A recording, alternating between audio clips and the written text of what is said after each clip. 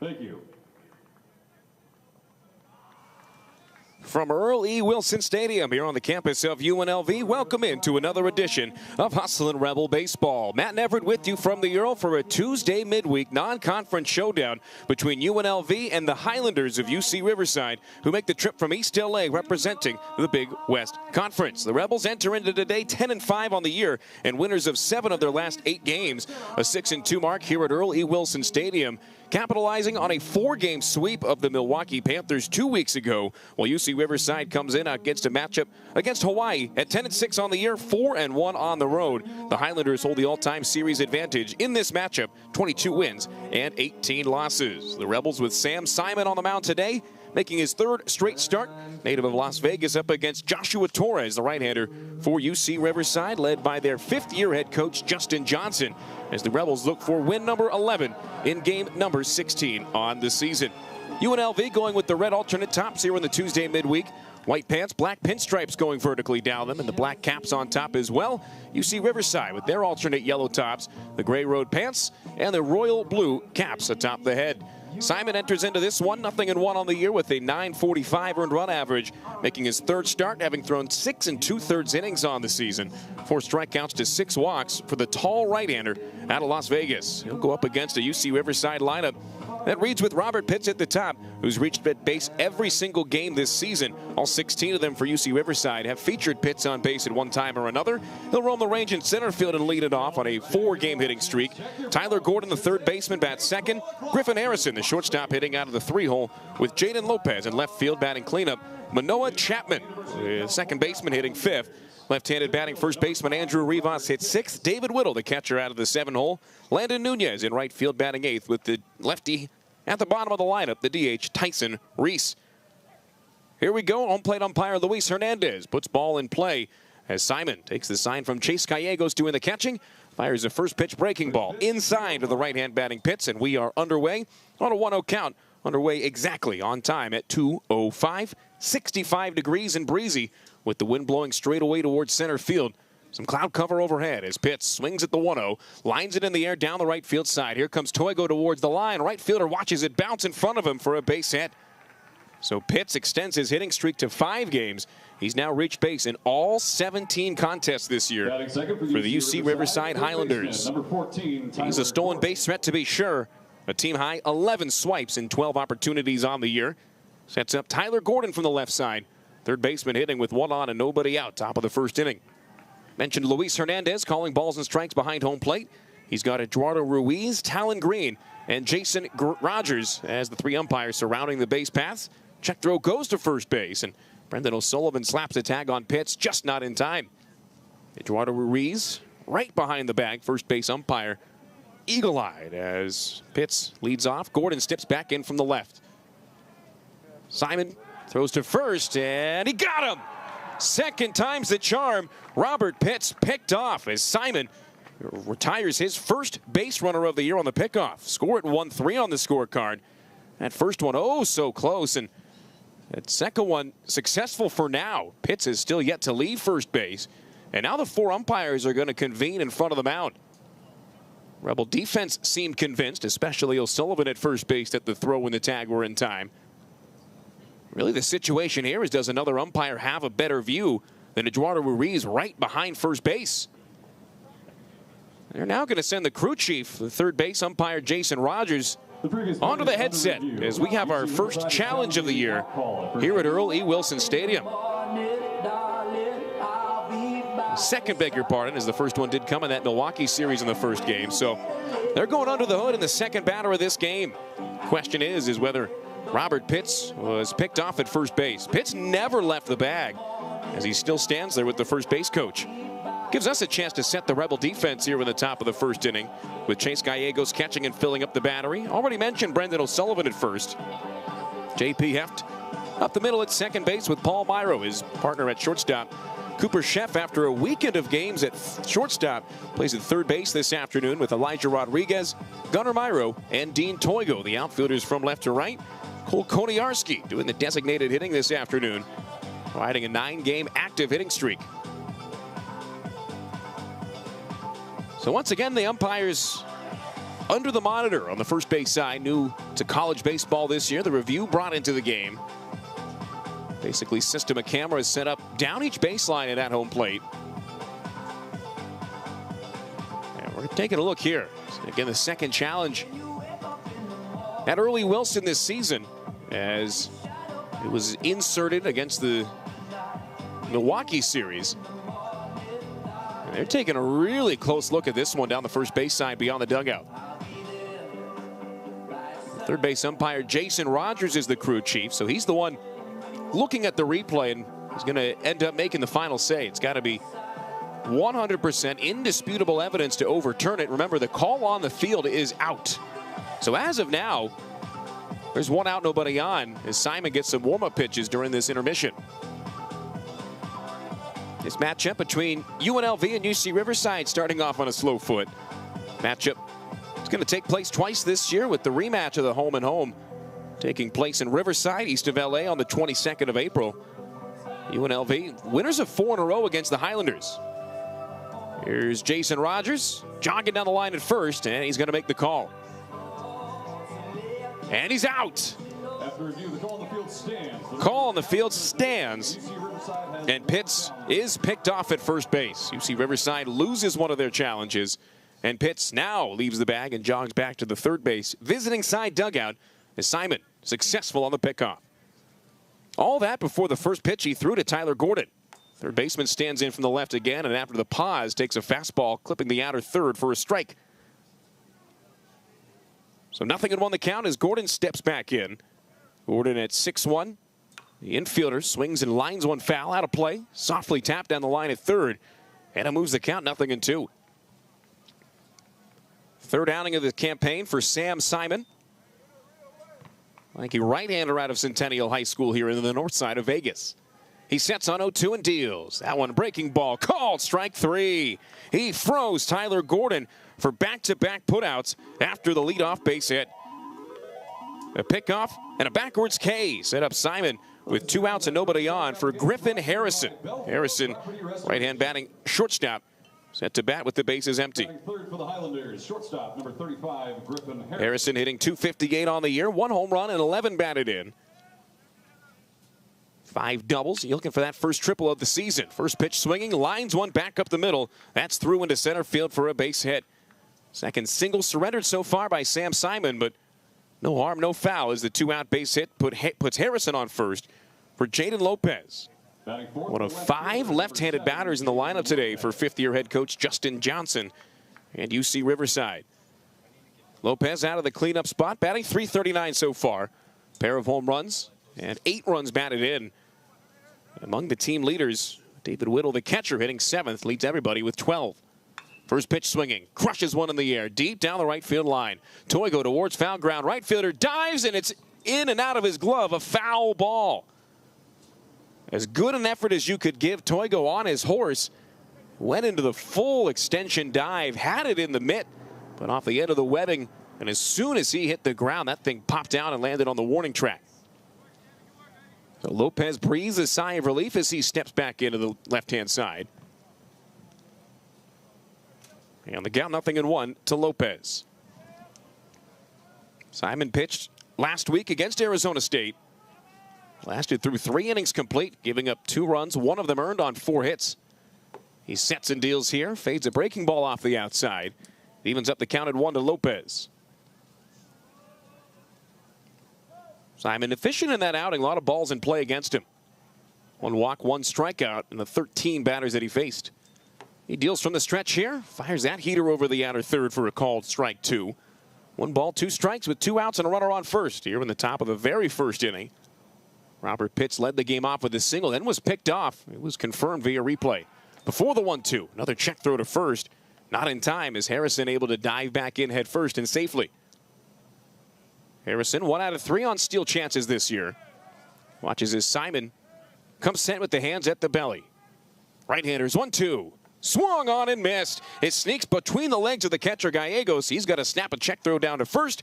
He does so in time with O'Sullivan on the bag. Strikeout, 2-3 on the putout. Retires this side in the top of the first inning. No runs on 2 hits and a man left. Bottom of the first coming up, UNLV's first ups against Joshua Torres and UC Riverside. No score so far from the Earl. Fans, don't forget to check out the Smokin' Sands Bar. They'll be offering beer and wine throughout the ballgame. Rebels, they want to thank Smokin' Sands for their continued support of the program. Had sweet love, but I lost it. She got too close, so far, and now I'm lost in the world, trying to find me a better way. Wishing I was deep in the water somewhere, got the blue sky breeze, and it don't seem fair. Only worry in the world is the tide gonna reach my chair. Sunrise, there's a fire in the sky. Never been so happy, never felt so high. And I think I might have found me my own kind of paradise.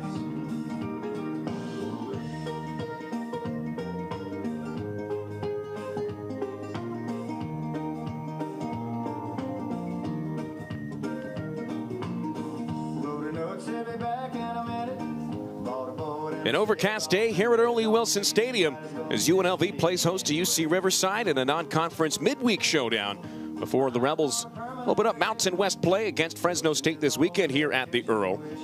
Joshua Torres toes the slab today for the Highlanders to get things started. Torres, 6-foot-tall right-hander, the sophomore out of San Bernardino, pitching for the 5th time in the 2025 campaign. 0-1 with a 9.82 earned run average. Torres in 11 innings has given up 14 runs, 12 of them earned. High strikeout total, high walk number as well, 14 and 8 respectively. Opponents batting .320 against the right-hander as UNLV comes into this one in a hot hitting streak, batting .285 as a team on the year, but winners of 7 of their last 8 games, a 59-33 run differential over that span. And that includes a 7-0 loss against Arizona State last week, the only loss in the last 8 games for the Scarlet and Gray. JP Heft leads things off, the second baseman atop the lineup, riding a 9-game hitting streak, looking to extend it this afternoon. A team-high .413 average for the SoCal native. 1 home run on the year, 13 RBIs in his second season with UNLV. He's got Cooper Sheff, the third baseman, in the on-deck circle, batting .2. Dean Toigo in right field hits third this afternoon for Stan Stolte and company.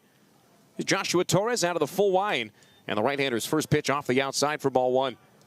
Cole Koniarski hitting 4th and doing the designated hitting this afternoon, with Brendan O'Sullivan, the first baseman, hitting 5th. Elijah Rodriguez hitting 6th and playing in left field. 1-0 ball, no strike pitch on the way. It's a breaking ball in the dirt, blocked by the catcher David Whittle for UC Riverside. Bottom third for the Rebels, Gunnar Myro in center, Chase Gallegos catching, and Paul Myro the 4th at shortstop. On 2-0, Torres delivers. Heft takes all the way and watches a heater in there for a strike.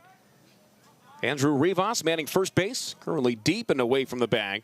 Manoah Chapman at second, Griffin Harrison at short, with Tyler Gordon, the third baseman, very close to the line behind the base. Heft swings, pops one up the other way. Coming in from right is Landon Nunez. He settles underneath, and Nunez gloves it off the left side for out number 1. Heft pops out to right, brings up Cooper Sheff. Only 2 defensive players for UC Riverside. Not yet mentioned, the left fielder Jaden Lopez, and the center fielder, the leadoff hitter, Robert Pitts. No score here in the bottom of the first inning. 1 out, nobody on for Cooper Sheff. 4 home runs and 13 runs batted in for the former Oregon Duck. Sheff back in his hometown of Las Vegas this year, hitting .264. Checks the swing on a breaking ball blocked. Now one in the dirt and kept in the area by David Whittle. Sheff has already shown a ton of defensive versatility this year, playing both third base and shortstop well. Takes this buried fastball downstairs. Count goes 2 balls and no strikes. Sheff, a feast or famine type hitter. Leads the team in both strikeouts with 19, but also walks with 10. Works deep counts way more often than not. Takes that running fastball over the outer third for a called strike. 2-1 count to Sheff with Dean Toigo awaiting on deck. And the top of the first inning, UC Riverside had 2 base hits, but nobody advanced past first as Sheff rolls this one to the left side. Backhanded it short by Griffin Harrison. Long throw from the gap is in time. just ahead of the speedy Chef down the line at first. A fly out to right and a ground out to short. Now UNLV's gotten down so far in the first inning. 2 outs, nobody on for Dean Toigo. Toigo batting with 2 outs and the bases empty. Spot where he's been very good this year. Batting .339 overall, but getting on base at a .431 clip. Tall hitter in from the left side as Torres deals. First pitch swinging and a chopper down the first base side. Backhanded by Andrew Rivas. He'll make the underhand flip to the pitcher. Torres covering. Scored 3-1 as the Rebels go down in order in the bottom of the first inning. No score through 1. Back with the top of the second from the Earl next.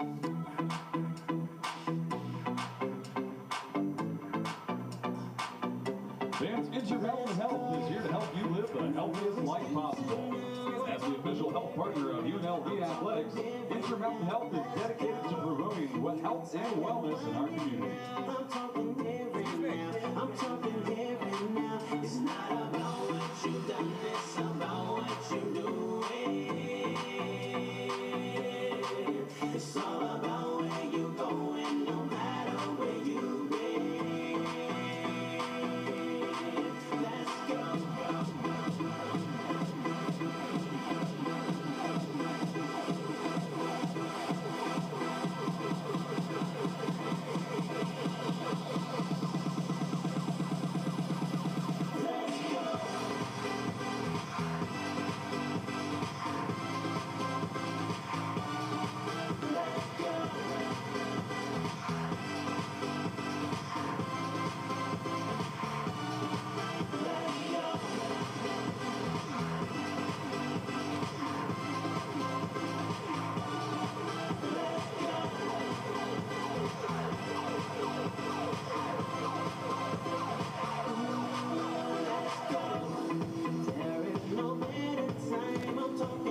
Hustlin' Rebel Baseball brought to you by your Southern Nevada Chevy dealers. With impressive towing, incredible bed and tailgate functionality, and powerful engines, Chevy Silverado, Colorado, and Tahoe have what you need to get things done. When you want to do it all, Chevy's got you. See your Southern Nevada Chevy dealer. Matt and Everett with you from Earl E. Wilson Stadium. No score between the Rebels and the UC Riverside Highlanders as we enter into the top of the second inning. Manoah Chapman stands in from the right side, and the second baseman swings to the first pitch, pops it up, foul ground right side. That'll find the seats, despite the great effort from the first baseman, Brendan O'Sullivan, to try to track it down. 0-1 count to the number 5 batter. 11 pitches, 9 strikes so far for Sam Simon, living in the box as Chapman taps back in. Leader in the clubhouse as far as multi-hit games for the Highlanders this year. Not a big guy. He takes that one above the chest for a called ball 1. Chapman from the 5'10", former San Diego State Aztec, swings at this one and knocks a foul ball straight back. 1-2 count from Sam Simon, who recorded 2 of his 3 putouts in the first inning via the K. Strikeouts number 5 and 6 for him on the year, matching his walk total through 7 2/3 innings so far this season. He sets on 1-2. Righty delivers. This one swung on, twisted the other way in the air. Right underneath it is the right fielder Toigo. He takes 2 steps in and grabs it off the left shoulder for out number 1. So far, so good for Sam Simon, both in terms of the efficiency and the results. First baseman, number 3, Andrew Rivas. With the bases empty, here's Andrew Rivas, big-bodied first baseman from Newbury Park, California. One of 5 lefties in the lineup. He's hitting .309 out of the 6th spot. Still looking for that first home run of the season to go along with 3 doubles and 8 batted in. Third baseman Chef creeps even with the bag as Simon's first pitch fastball misses just outside. Right on left battle, starting out 1-0. Plenty of wind this afternoon, blowing straight out towards left center field. Rivas with a closed off stance, makes that changeup at the chest for a called strike. 1 ball, 1 strike, 1 out in a scoreless tie. And of course, if you've been tuned into UNLV baseball for any amount of time, you'll know that the wind 99% of the time here at the Earl is blowing out. Simon throws something slow that swung on and missed. Rivas fooled by that breaking ball to go 1 ball, 2 strikes with David Whittle, the catcher, on deck. With 2 strikes, Chef backs off the bag at third as Simon delivers to the plate, gets a swing and a miss at strike 3. Ball bounces away from Gallegos. His snap throw down to first is in time. That's the 3rd strikeout for Sam Simon already through 5 outs recorded. and that'll keep the bases empty with 2 down for David Whittle. Batting 7th, the catcher, number 24, David Whittle. So Simon's got his swing and miss stuff going already this afternoon. And he's already matched his season high in terms of strikeouts in an outing. Brings up David Whittle out of the 7th spot. Catcher watches that fastball all the way to the backstop for ball 1. Simon kind of tapping the chest after that one as if to say, yep, my bad. Whittle hitting .258 thus far, 2 home runs, 12 batted in. 12 RBIs, the most on the roster for this UC Riverside team. He takes another pitch outside the zone to go 2-0. Simon trying to get through a second inning of work. He's been through as many as 3 2/3 this season. That was in his debut against Indiana on the 17th of February. On 2-0, he delivers upstairs. 3 balls, no strikes. His first 3-ball count, still early in the game. The outing for Simon on the 17th of February against the Hoosiers. 3 2/3 inning. Gave up 6 earned runs on just 3 hits. His 3-0 fastball's at the letters and in there for strike 1. Big issue for him on that occasion, though. He walked 5 of the 18 batters he faced in a 13-12 UNLV win. Simon got a no decision. 3-1 pitch on the way. Swung on and popped straight back. Gallegos loses the mask. Catcher drifting towards the third base dugout. Lunging, reaching up and making a grab on the warning track dirt. Degree of difficulty way high on that one. Gallegos made it look easy. It was anything but. Simon breezes through a 1-2-3 second. And after an inning and a half, no score between UNLV and UC Riverside. Vans Parkway Tavern, the official partner of UNLV Athletics, is the official home of the Rebels on the road. With 250 beers, 24/7 gaming, and 7 Valley locations, there's no better place to catch the Rebel game than Parkway Tavern. Well, I heard today and I couldn't help but sing along. 'Cause every time I hear that song, and I go back to a 2-tone short base Chevy, driving my first love out to the levee, living life with no sense of time. And I go back to the field on the 50-yard line, I'm like a girl, some raspberry wine, wishing time would stop right in its tracks. Every time I hear that song, I go back.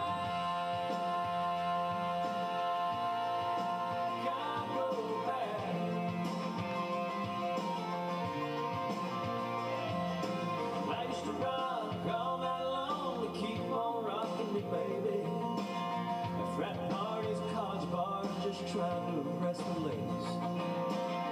Well, I heard today and I couldn't help but sing along. 'Cause every time I hear that song, I go back to the smell of an old gym floor and the taste of sun on the Carolina shore after graduation and drinking goodbye to friends.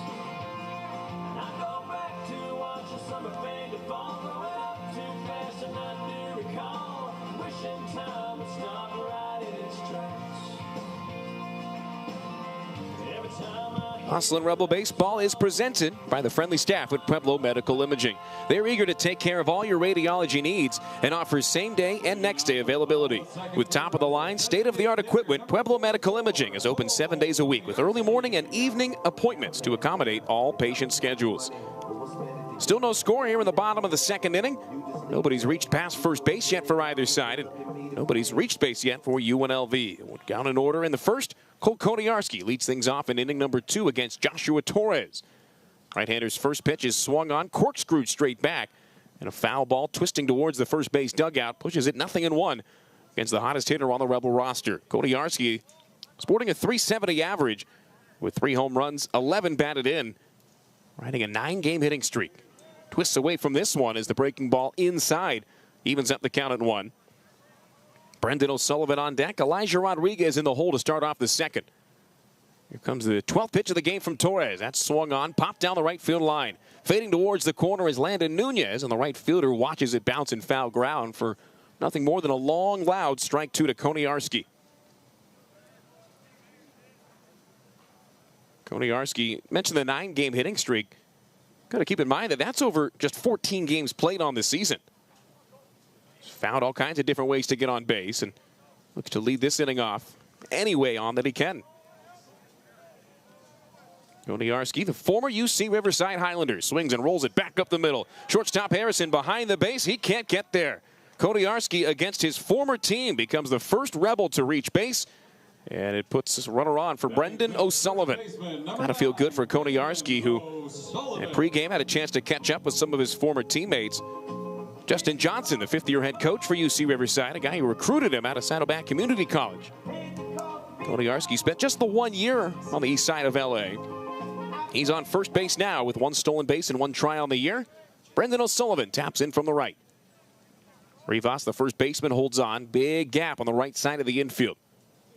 First pitch out of the stretch for Torres is outside. Snap throw to first from the catcher. Whittle on the back pick is not in time. Koniarski able to get back in there standing in safely. A Rebel team that doesn't run all that often thus far on the base paths. Just 11 steals and 16 tries.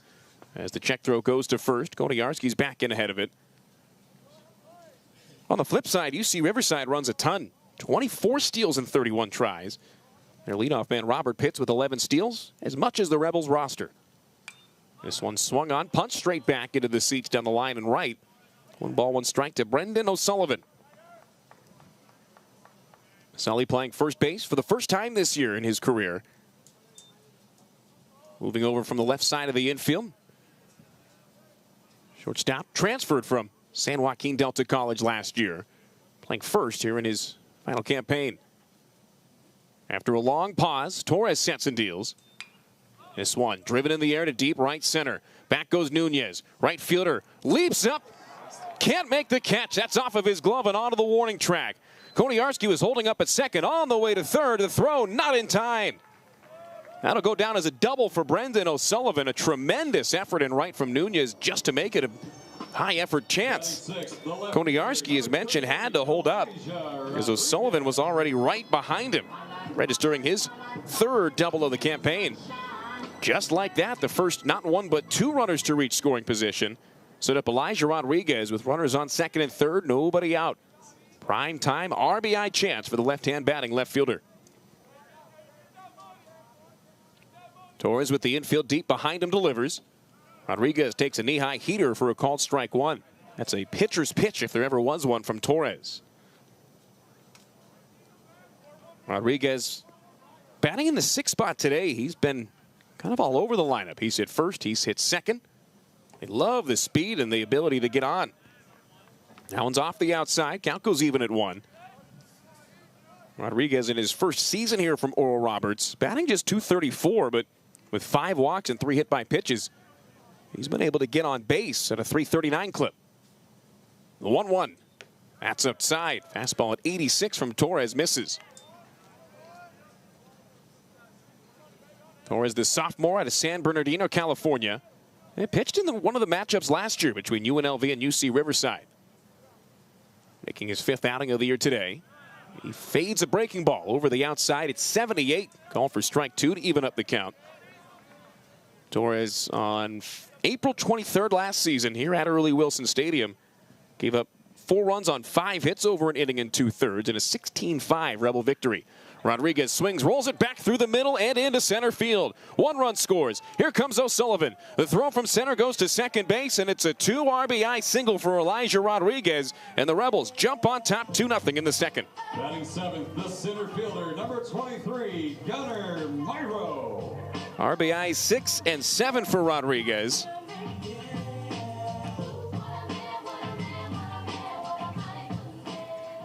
And the Rebels with the lead, still with nobody out.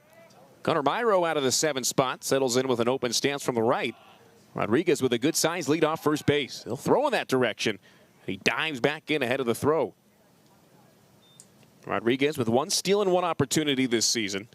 Wouldn't be surprised to see Stan Stolte and third base coach Nick Rush get aggressive here. Another throw to first. Rodriguez more so falling than diving back. Myro's getting hot as of late. .325 average now on the year. Playing in center field for the first time. Rests the bat on the shoulder. Hunched down in the back of the right-hand box.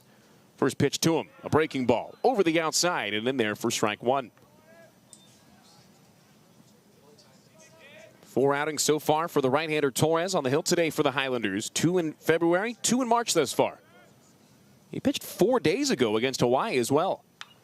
It's Myro to pop one up straight in front of the mound here. First baseman Rivas makes the call, gets to the top of the hill, fades behind it, and is able to make a lunging catch for out number 1. Myro pops out to third, although the catch was made on the third base side of the bag. The first baseman, I should say, Rivas, falling straight back to make the catch. It is so tough for any infielder to track a fly ball that high anyway. And then you add in a mound in the middle of it, and got to give credit where credit's due for Rivas to stick with that one. He made the early call and was able to make the catch. Brings up Chase Gallegos with 1 on, 1 down. Another pick off to first base. Back in there safely is Rodriguez on a dive. So 2 runs on 3 hits so far in the inning for the Rebels as they take the early 2-0 lead. Catcher Gallegos with an open stance from the right side. He watches a first pitch breaking ball off the inside for a called ball 1. Much like Myro ahead of him, Gallegos getting hot with the bat. Average all the way up to 290 for the Las Vegas native. Former Liberty Patriot. Here's the 1-0. Swing and a miss for strike 1. And big looping curveball fooled Gallegos. That was a fastball swing on a pitch that tumbled in there at 78. Gallegos with 9 hits and 31 at-bats on the year. Here's Torres setting and delivering. This one popped up, right side foul ground, twisting towards the bullpen. That'll land out of play with the count now a ball and 2 strikes to Chase Gallegos. Paul Myro IV awaits on deck as the number 9 hitter set to make his first trip to the dish. We're in the bottom of the 2nd inning. Rodriguez on first after a 2 RBI base hit. Before the 1-2, they throw over to first, and Rodriguez back in standing.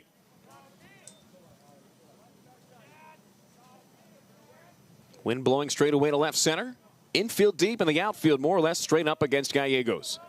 Torres brings the hands together. Whittle sets up on the outside. And the 1-2 pitch is in the dirt, off the legs of the catcher Whittle, and trickling off the first base side. Advancing up to second base on a wild pitch is Elijah Rodriguez. That puts another runner in scoring position. Not only that, but eliminates any chance of a traditional double play. That's big, especially with 2 strikes in the count. It's 2-2 to Gallegos, who's hitting .290 now with no home runs and 5 batted in on the season out of the backstop position.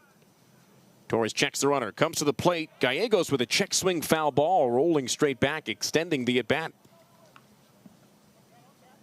88-mile-an-hour fastball at the eyes, and Gallegos doing everything he can to stay alive. Wind picks up, now blows kind of straight towards the left field corner. Gallegos trying to golf one up in the jet stream. Here's another 2-2. That one's all the way to the backstop on a breaking ball. Another wild pitch advances Rodriguez to third. You hear the Ricky Henderson triple, a walk and 2 stolen bases. Well, for Rodriguez, base hit up the middle and 2 wild pitches have moved him to third. Ricky loved him some Ricky Henderson triples. Counts now full to Gallegos with 1 out and Rodriguez on third base. Nick Rush coaching in the box with some words of encouragement. Anything in the air would do well for Gallegos here. The 3-2 on the way. Swung on, rolled up the middle. To his left is the shortstop Harrison. He gloves, turns, throws. It's in time. But Gallegos drives in a run on a 6-3 ground out. He'll get credit for RBI number 6 on the year and puts the Rebels on top 3-0 here in the 2nd.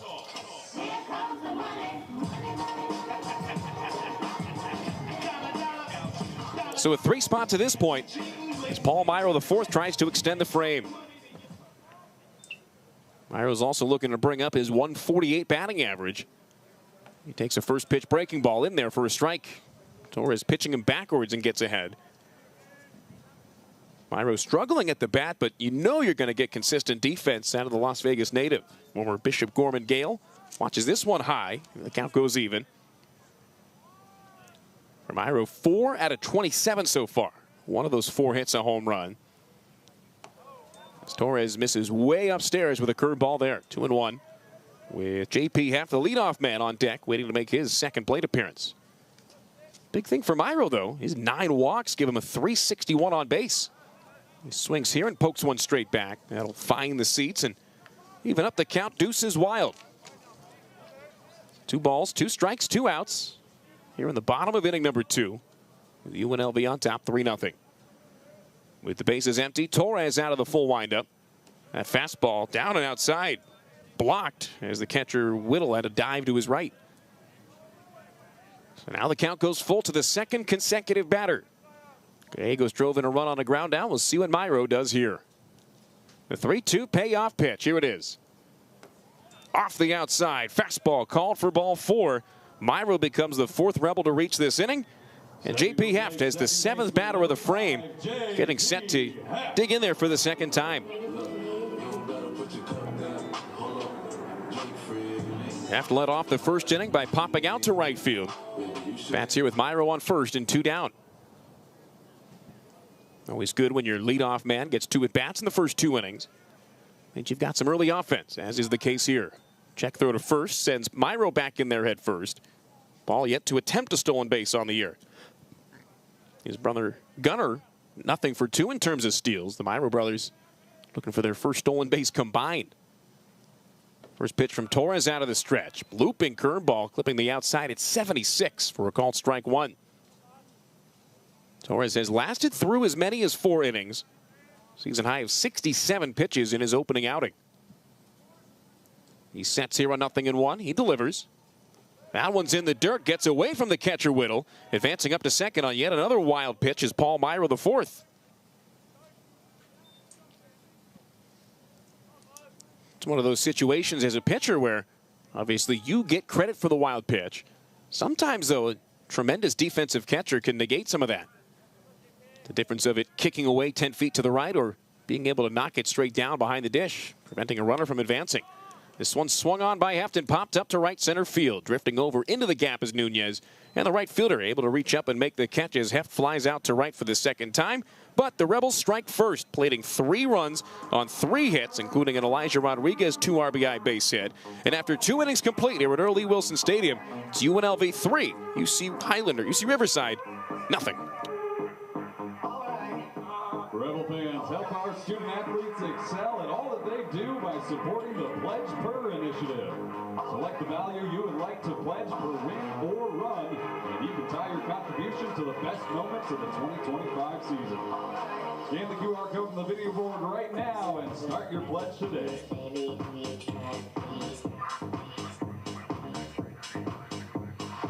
I just want to drive you fast, turn you around and bring it back. Push the pedals, spin the wheels, I know how to make you feel. Ladies and gentlemen, your attention please. Now pitching for the Rebels, number 19, Caden Byers.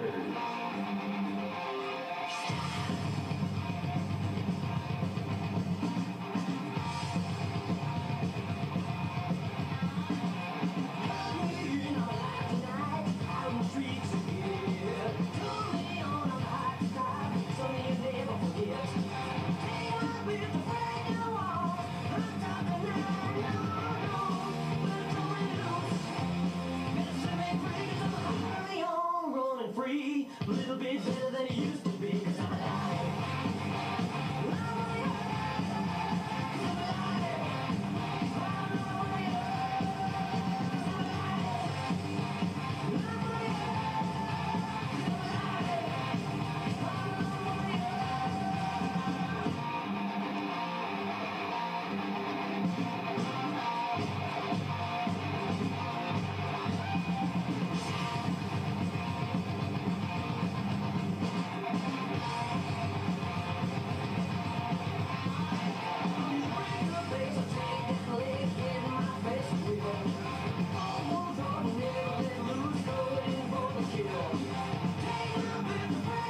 Batting eighth for the Highlanders, the right fielder, number 11, Landon Nunez. Three 0 UNLV as we start with the top of inning number 3. A new arm on the mound for the Hustlin' Rebels.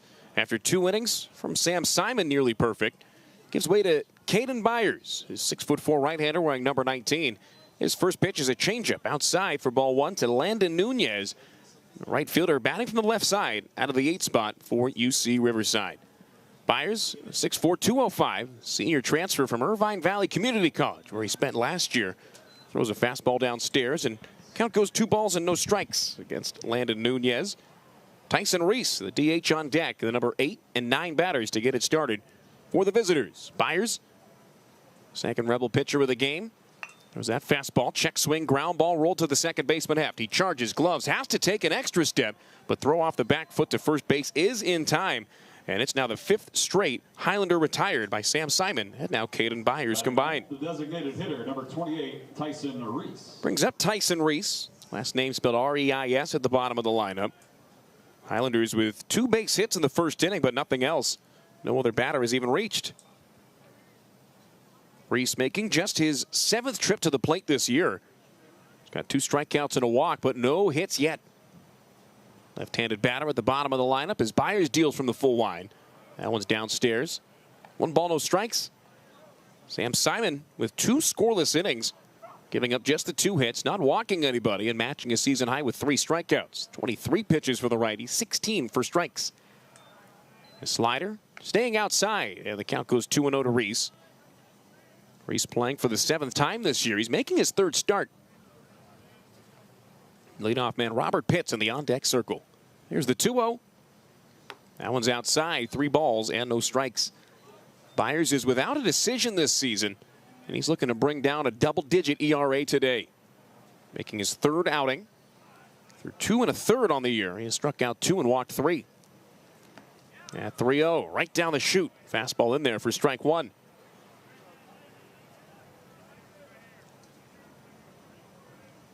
Byers pitched in the opening weekend against Oregon State. Then a week later against Cincinnati. First outing of the month of March. This one grounded right side off the glove of the diving first baseman O'Sullivan and into right field. Big turnaround first for Reese. He'll head back to the base content with the base hit. 3rd seeing eye single for UC Riverside. That one off the glove of O'Sullivan on a full dive up the middle. One of those situations where Center fielder, number 5, you can take the shortstop. You can take the guy out of shortstop, but you can't take the shortstop out of the guy. That's just an instinctive play to try to go after it, especially in that first base spot. Got to remember that you've got the second baseman typically shaded deep. I don't know if Hefta would have been able to get over there for that one. So it's 1 on 1 down as Robert Pitts stands in. Leadoff man with an open stance, choked up on the bat. First pitch swinging, fastball blown by him for strike 1. Pitts led the game off with a softly knocked base hit against Sam Simon. Then was picked off. Well, a call that was challenged by the Highlanders. The call on the field stood. Before the 0-1, quick throw to first base. Back in there safely is Reese. No attempts on stolen bases thus far for Reese. Robert Pitts, the top batter on the season for the Highlanders, hitting .365 coming in. That single moved him to .373 on the average for the time being. He swings here, knocks a line drive back up the middle, and dropping in front of Myro for a base hit. Big turnaround first for Reese. Heads back to the base at second. As Robert Pitts, with a multi-hit game already through 2 at-bats, puts runners on first and second with 1 down for Tyler Gordon. Taking in the 3rd baseman, number 14, Tyler Gordon. Pitts already with his 7th multi-hit game of the year. A number that's 2nd on the Highlanders roster behind the second baseman, Manoah Chapman. Here's Gordon, who struck out looking against the starter Simon back in inning number 1. Byers set. Here comes his 11th pitch of the first inning of work. That fastball down the chute, called for strike 1. Gordon hitting .352 on the season after striking out in the first, but with runners in scoring position, that average all the way down at .286. Has struggled in run scoring opportunities. The 0-1. Fisted in the air down the third base side, fading into the seats, and the count goes 0-2. First of 2 matchups this season between UNLV and UC Riverside. The Rebels coming into this year winners of the last 4. Byers ahead 0-2 as he sets on the first base side. He kicks, he deals. This one swung on and hit in the air down the line and left, but fading into the bullpen once again. That'll take a bounce on the warning track and off the fence and out of the field of play. No balls and 2 strikes to Gordon, with UNLV on top 3-0 here in the top of the 3rd inning. Highlanders out hitting the Rebels 4-3, but where it counts, the Rebels with 3 runs to nothing. Throw to second base, gets by the shortstop Myro and into center field. A throwing error by Caden Byers will advance both runners 90 feet. A miscommunication if there ever was one. Byers kind of turned, hesitated, didn't quite see Paul Myro near enough to the base. Threw that one something like 40%, just lobbed it in there. I don't think Myro ever saw it out of the hand as well. It went through the wickets, in between the legs and into center. So no more double play setup. But Byers still ahead, 0-2. Right-hander delivers. This one fouled off down the line and left and out of play again. You see Riverside making the trip to Las Vegas after playing a ton of games against teams based out of Utah. They opened the season at home with a 4-game set against Utah Valley, splitting that one down the middle. They then took 3 of 4 against Utah Tech the next weekend. This one grounded right side. To his left is J.P. Heft in shallow right field. It's off of his glove. The recovery is not in time. And the throw to first bounces away from O'Sullivan. 1 run scores. Here comes Pitts as he touches it up to make the game 3-2. Now what a tough play for J.P. Heft. He'll be charged with an error. He'll be charged with 2 errors, rather. Throw to first base underneath the glove of O'Sullivan as well. So 2 errors by the second baseman Heft. Put Gordon on first.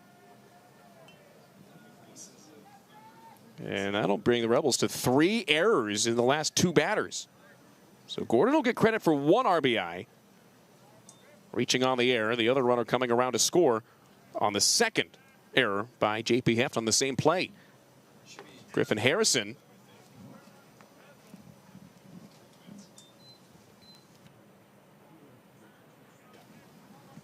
in a 1-run game. Griffin Harrison, the shortstop, already with a base hit to this point. Had a 2-out single in the first and was stranded. He swings here and puts a charge into this one to deep center field. Myro back. Center fielder battling with the wind. He's at the track. He's at the wall. He leaps up and makes the catch. Oh, what a grab by Gunnar Myro. Gordon was around second when he caught it. He heads all the way back to the base at first. A web gem in center keeps another run off the board. Wow, what a play by Gunnar. At the plate, the left fielder, number 7, Jaden Lopez. Wouldn't believe it if you told me that that was his first year playing in center field. Myro tracking back like a natural there, going with the wind towards left center. Gordon's back at first with 2 down for Jaden Lopez in what's now a 3-2 game. Lopez struck out to end the first inning. One of the 5 lefties for the Highlanders. Byers blows a fastball by him, swinging and missing at strike 1 is Lopez. Byers trying to limit the damage here in the third. So far, 2 runs on 2 hits and 3 errors committed by UNLV, 1 of them by the pitcher Byers. Off of first is Gordon. Good size lead as O'Sullivan holds him on. Gallego sets up away as Byers delivers. Fastball right to the mitt, spotted up for strike 2. Exactly where Chase was set up as Byers finds his spot and gets ahead. Checks first base as he takes the sign. Brings the hands together at the belt. Big right-handers. 0-2 will have to wait as he snaps one off to first. Gordon diving back in head first. Gordon is the tying run today. 2 out of 3 in stolen base attempts on the year. Now the 0-2 from Byers. That's just inside on the slider. Trying to deliver it on that back hip, but Gordon didn't bite, or Lopez checked that, did not bite. Good 0-2 miss, though, from Caden Byers, his 3rd outing of the year. Wind blowing to left as the infield's deep. Here's the 1-2 on the way. Runner goes. Pitch is in the dirt. No chance for Gallegos making the throw down to second base. Gordon with his 3rd steal and 4 tries on the year. Moves a runner into scoring position. But with 2 outs and a 2-2 count, Byers trying to strand him on this next pitch. If Lopez does reach to extend the inning, Manoa Chapman looming in the on-deck circle. Byers on the way with a 2-2. That one stays outside. 82 on the changeup, and the count goes full. With 2 down and first base empty, you don't have to come with something right down the middle, but for Byers, he's trying to limit the damage here. What's going to be a 20-plus pitch inning for him already. The 3-2 payoff. Swung on, line to left field. Here comes Rodriguez at the belt. He makes the catch after an initial hesitation. Lopez lines out to retire the side. However, the Highlanders on the board, scoring 2 runs on 2 hits with 3 errors and a runner left. After 2.5, the Rebels lead at 3-2.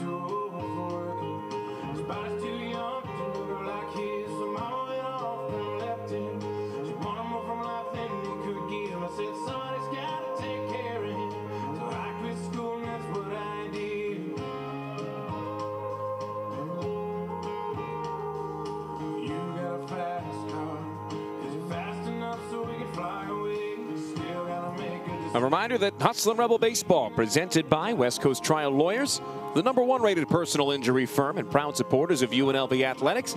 Get the most with West Coast. Also by America First Credit Union. Tonight's game brought to you by America First, Nevada's premier credit union. Whatever financial goals you've got for yourself, your family, or your business, America First can help you get your money working. So head to americafirst.com and join the home team today. That's americafirst.com. Matt and Everett here at the Earl as we go into the bottom of the third. UNLV on top of UC Riverside 3-2 in a Tuesday non-conference midweek showdown. Cooper Sheff leads things off against Joshua Torres, beginning his third inning of work with his 40th pitch on the way. Sheff watching that one. Center cut right down Broadway for strike one. Sheff, Toigo, and Koniarski, the heart of the Rebel lineup to get it going in the third. Watching as the Highlanders get on the board to the tune of 2 runs in the top of the inning. Sheff takes outside. 1 ball, 1 strike from Torres. 41 pitches. 24 of them have been strikes for the right-hander. He deals out of the full wide here, and that 1-1 breaking ball right down the middle for a strike, but the catcher Whittle might have been crossed up there. He was jumping and then had to really reset it, get back down into the squat as that thing was right down the middle of the strike zone. Here's the 1-2 on the way. Sheff gets a piece of it, pops it up down the line and right.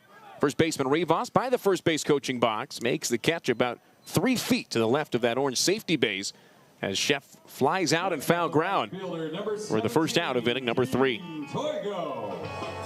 Brings up Dean Toigo, who rolled out to first back in the first inning. Wrapped up that 1-2-3 inning in just 9 pitches. Took Torres 30 pitches to get through the second, but the Rebels got on the board with all 3 runs so far. Toigo with the Mountain West leading, 6 RBIs and 21 home runs. Left-hand batter watches that one in the dirt for a ball. The infield is certainly playing him to pull with Harrison, the shortstop, almost behind the base at second. And Gordon at third, even with the bag, but way off the line. Here's a check swing grounder right to the second baseman, Chapman. He gloves, turns, and throws to first, all in time. An excuse me swing from Toigo moves him to 0-for-2 with a couple of ground outs to the right side.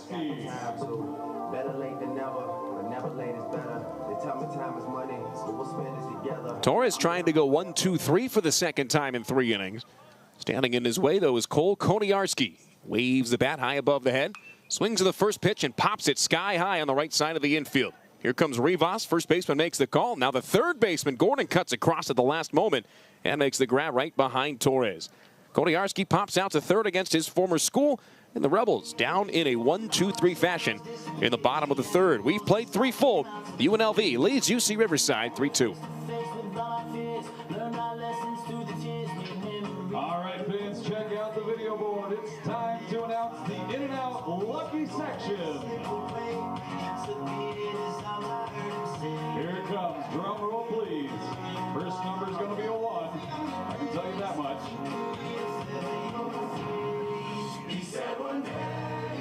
There it is, section 102. Congratulations, you've all got 3 double-doubles.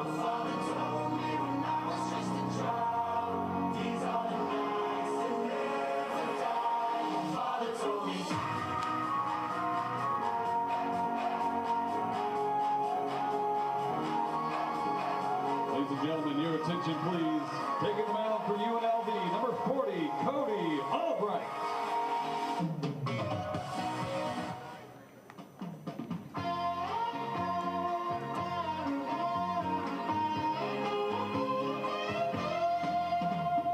Starry nights, sunny days, I always thought that love should be that way. Then comes a time that you're ridden with doubt. You bluffed all you can and now you're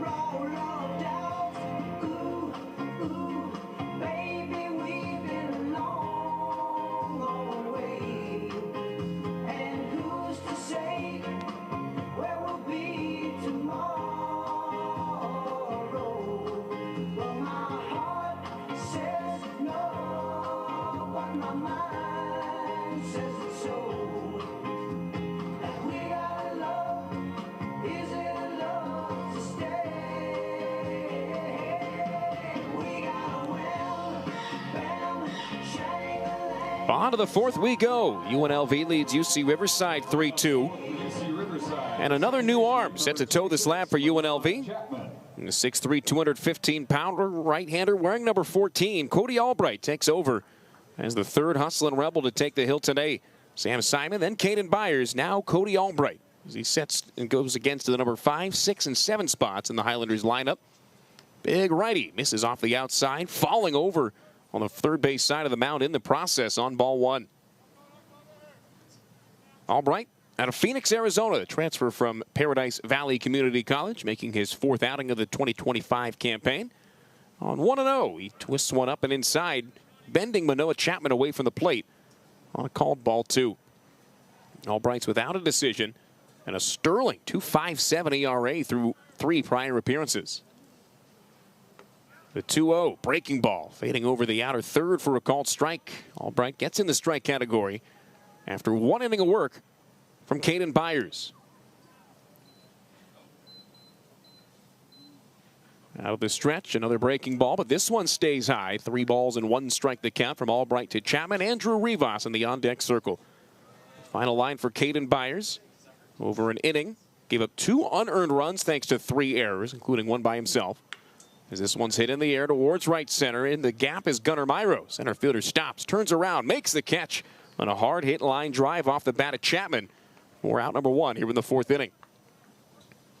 Next up, the first baseman. As Rivas steps in, once again the final line for Caden Byers. 1 inning, 2 hits, 2 runs, both of them unearned. Didn't walk or strike out anybody through 24 pitches, 16 of which were for strikes. Gives way to Albright in a bullpen day more or less for Stan Stolte. Midweek games, getting as many bodies and especially arms into the contest as you can. First baseman Rivas in from the left, takes strike 1. Fastball at 89 from Albright. In now 7 1/3 innings tossed this year, allowing just 2 earned runs on 6 hits with 9 strikeouts and 6 walks mixed in there. Ground ball rolled back up the middle. To his right is Heft. He turns, gets it forehand, flips one over to first base, and it's all in time ahead of the lumbering first baseman Rivas. 2 up and 2 away for Albright, picking up where Byers left off. After the 2 runs came around to score in quick succession, retired the last 2 he faced in order. Albright retiring the first 2 he's faced thus far. Nobody on, 2 outs for David Whittle. Catcher who popped out to the catcher back in the 2nd inning. Chase Gallegos made a tremendous grab in front of the third base dugout. Whittle stands in and takes a curveball at the knees in there for a strike. We may see Albright multiple innings for this outing. He's gone at least 2 in each of his 3 previous relief appearances. This 0-1 pitch. Chopped foul down the line at third, and the count 0-2. For UNLV in their half of the 4th inning, 5, 6, and 7 spots due up. That's O'Sullivan, Rodriguez, and Gunnar Myro. Gunnar in center, shaded especially deep with the wind blowing towards the batter's eye at this point. Albright's 0-2 pitch on the way. Swung on, hit in the air deep down the left field corner. Rodriguez drifting towards the line. He's able to cut over and make the catch in time for out number 3. So far, so good for Cody Albright. He goes 1-2-3 to retire the side in the top of the 4th. And as we go to the bottom of the frame, UNLV trying to add on to a 3-2 lead next. Hustlin' Rebel fans, come back to Earl E. Wilson Stadium on Friday, March 21st for the first home conference series of the season. Fresno State will be in town on Friday. First pitch at 6:05, so be sure to be there. For tickets, head to UNLVtickets.com or call 702-739-FANS. That's 702-739-3267 for tickets.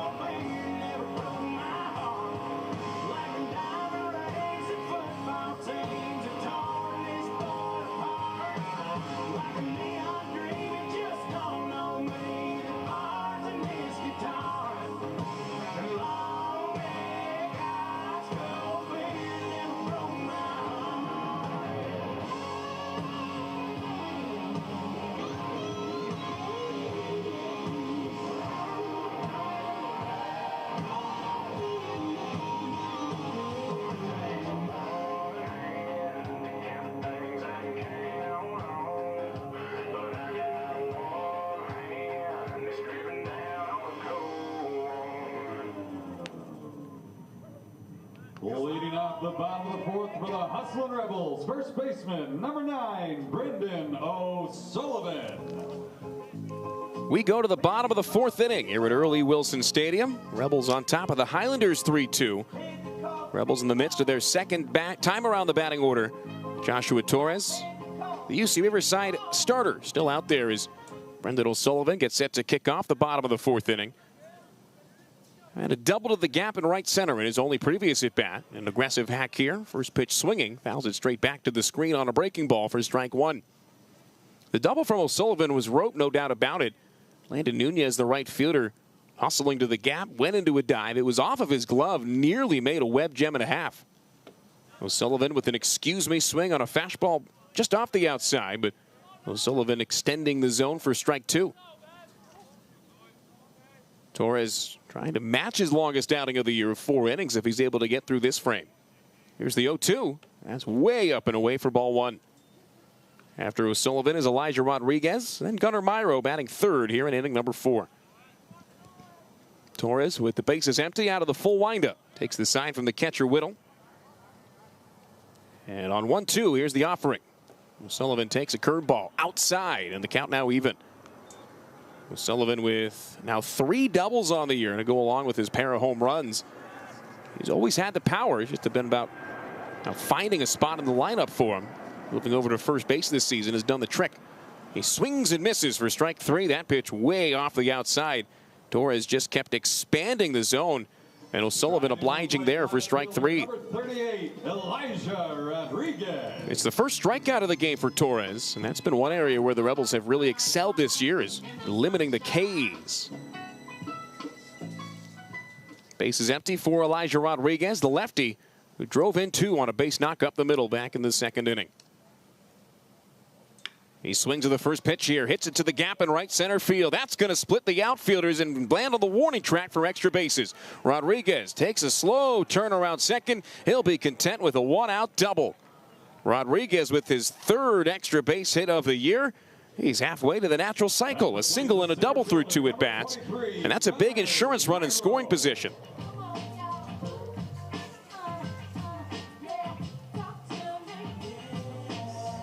Rebels have had a plethora of extra base hits on the year.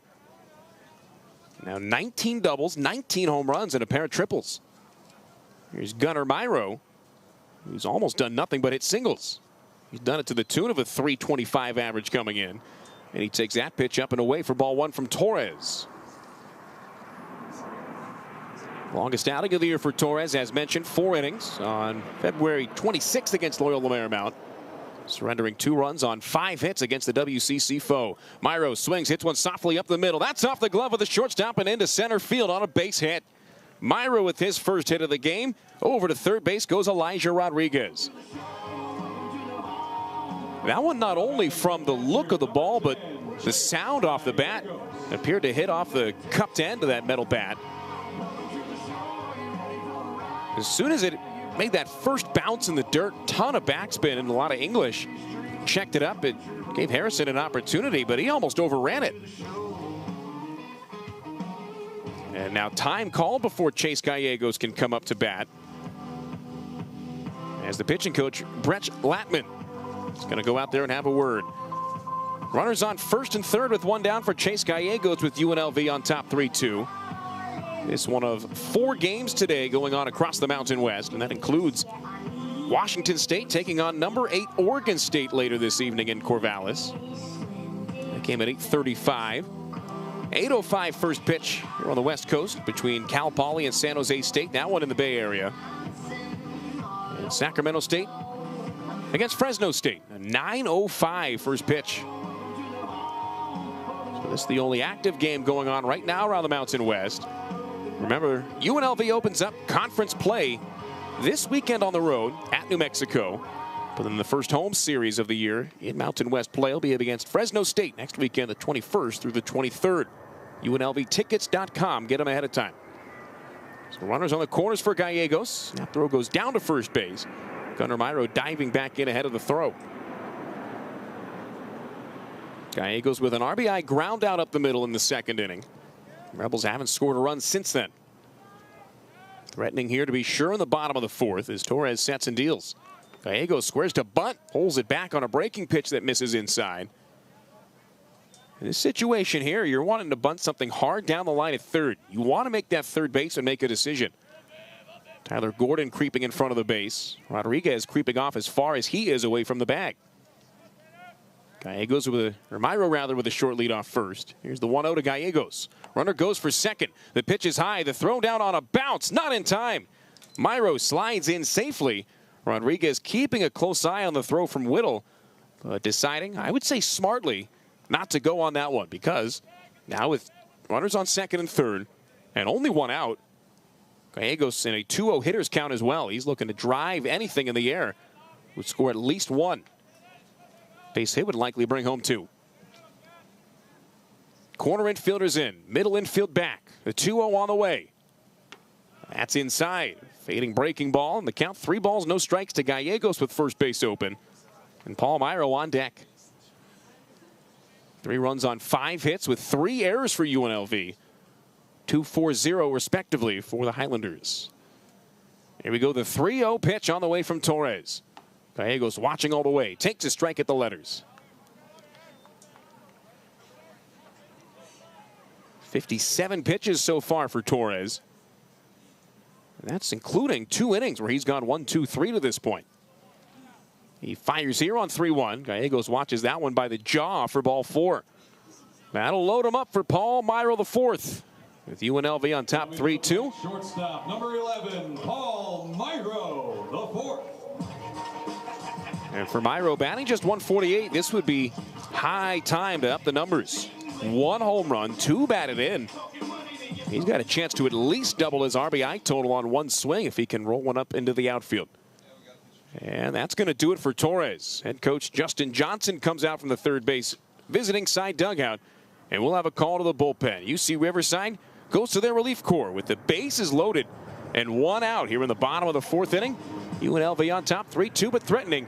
Back from Earl E. Wilson Stadium in a moment after the pitching change.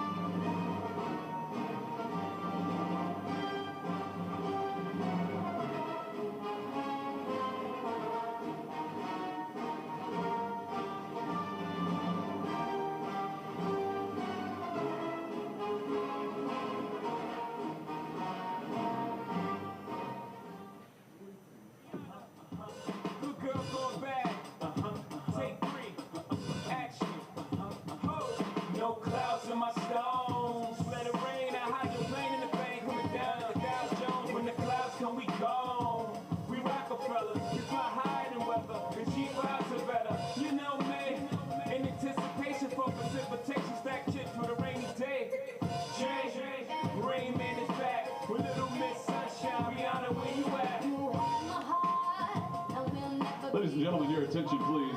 Coming out of the bullpen for the Highlanders, number 43, Justin Estrada.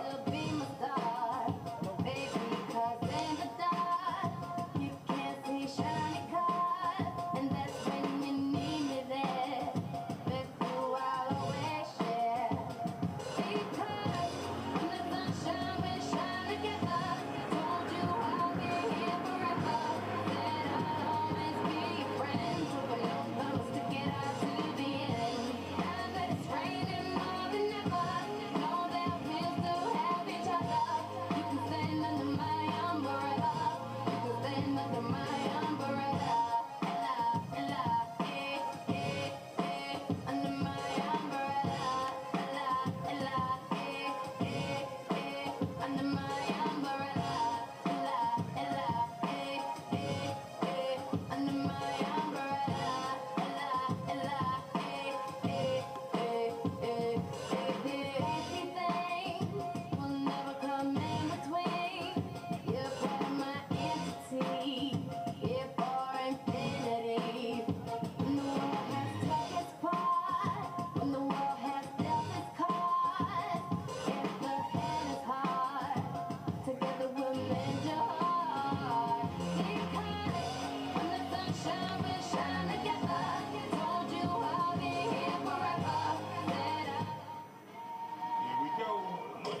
Now batting number 11, Paul Myro, the fourth. Out of the UC Riverside bullpen is the 5'8" righty Justin Estrada, native of La Habra in California.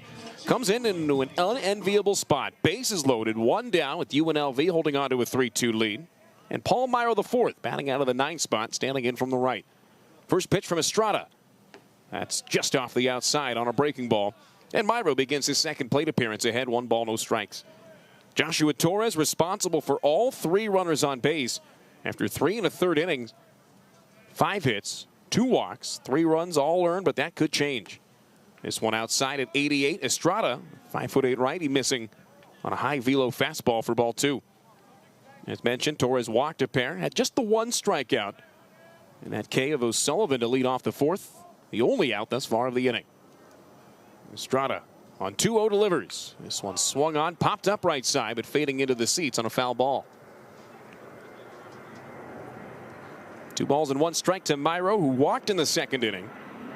Batting here with Rodriguez on 3rd, Myro on 2nd, and Chase Gallegos on 1st.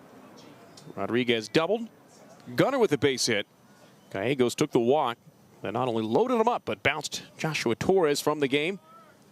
He is on the hook if the score holds for the loss. Here's the 2-1. That's outside off the glove of the catcher Whittle on a cross-up. He was able to knock that one straight down and keep the runners at bay, although the count does move to 3-1.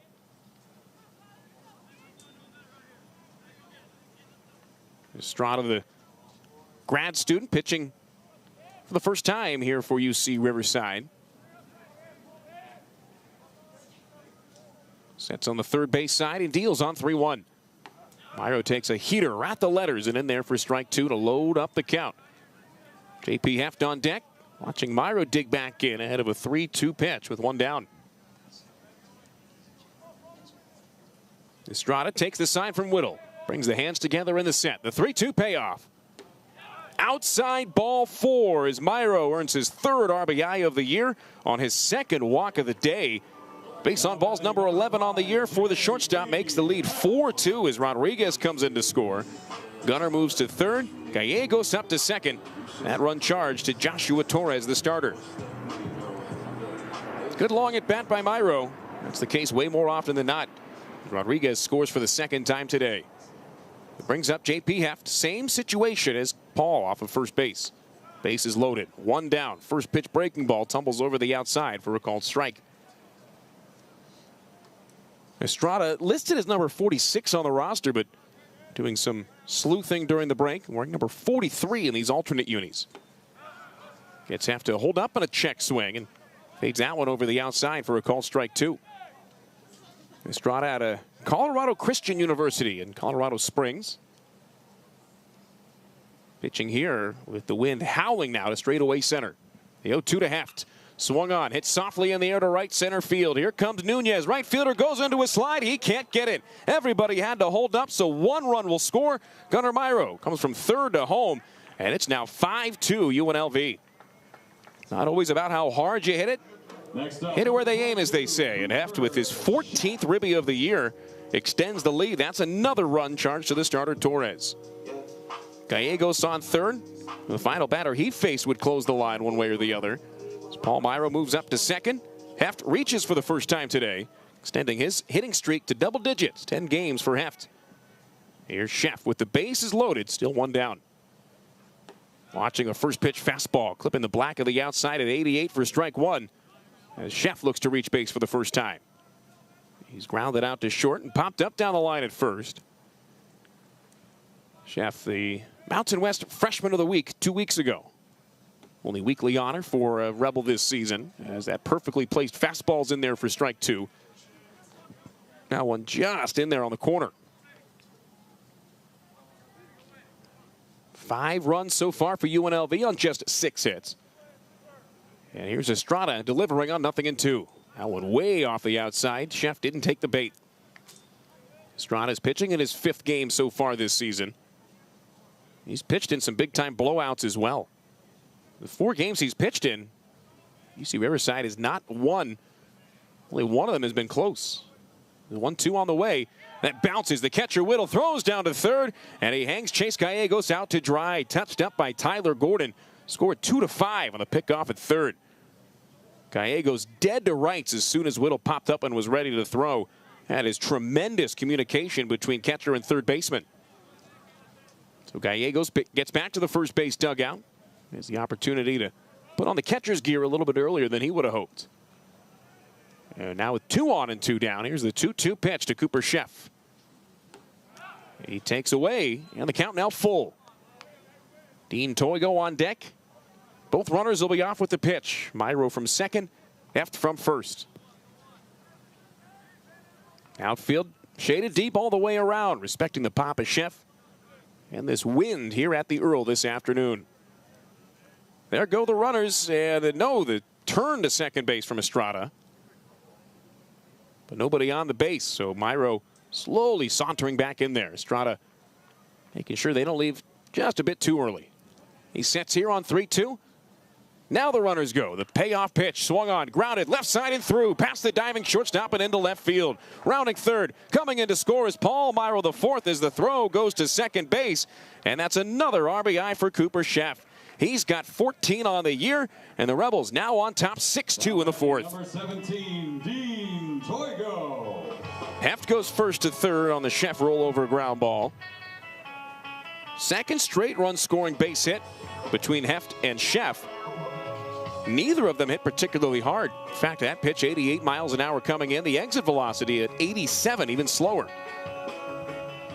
Now Dean Toigo gets an at-bat here in the fourth. His third trip to the dish already. He's got Sheff on first, Heft on third, and 2 down. Swings to the first pitch, lines it into the gap in left center field. Fading away from pitch, center fielder can't get there. An extra base hit off the base of the wall will bring home 1. Cooper Sheff gets the wave around third. The throw from deep center is cut off, and it's a 2 RBI 2-bagger for Dean Toigo. His 22nd and 23rd RBIs of the young season, and the Rebels continue to expand the advantage. It's now 8-2 in the bottom of the fourth inning. Cooper Sheff had the benefit there of breaking on contact with 2 down. Otherwise, it would have been more of a 50-50 call for the third base coach, Nick Rush, to send him. That was an easy wave, and there was no play at any base. 3 straight run-scoring hits, and Cole Koniarski comes to bat as the 9th man due up here in inning number 4. Estrada sets checking second. Righty turns and deals to the plate. Koniarski takes a called strike 1. Koniarski with the base hit and a pop-up to the third baseman so far. Former UC Riverside Highlanders spent 1 year east of LA, starting all 52 games last year for UC Riverside. He swings here, chops it to third. That's a foul ball over the outstretched glove of Tyler Gordon. 0-2 count now to Koniarski. In those 52 games last year for the Highlanders, Koniarski batted a cool .361. A couple of home runs. He's already hit 3 with the Rebels. Got on base at a .411 mark. Here's the 0-2 from Estrada. Koniarski, it's a ground ball to short. Picked up on 3 hops by Harrison. It's in and out of the glove. Everybody's going to be safe on a fielding error. That one tailor-made right to Griffin Harrison. He just botched it, knocked it straight down as Koniarski reaches, and the Rebels have batted around here in the fourth. So E6 is the first defensive miscue for the Highlanders so far this afternoon. Toigo on third, Koniarski on first for Brendan O'Sullivan, who began the inning by swinging and missing at strike 3 from Joshua Torres. It feels like a lifetime ago as the Rebels have expanded the lead and then some. O'Sullivan takes a front door breaking ball. That's over the inside for a strike. When O'Sullivan batted earlier, it was 3-2 with the bases empty. As he bats for the second time in the inning, it's now 8-2 with runners on the corners and 2 down. Estrada's 0-1, swung on and lofted in left center field.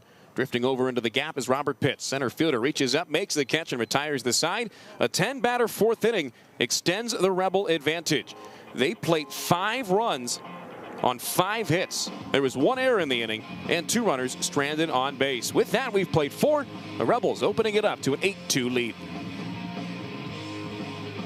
Fans, download the UNLV Game Day app today and stay up to date on all of your favorite UNLV teams with notifications straight to your phone. Get today's game programs, schedules, live stats, rosters, streaming audio and video, venue maps, and special offers from UNLV partners. Search UNLV Rebels in the Apple and Google Play stores and download the app today.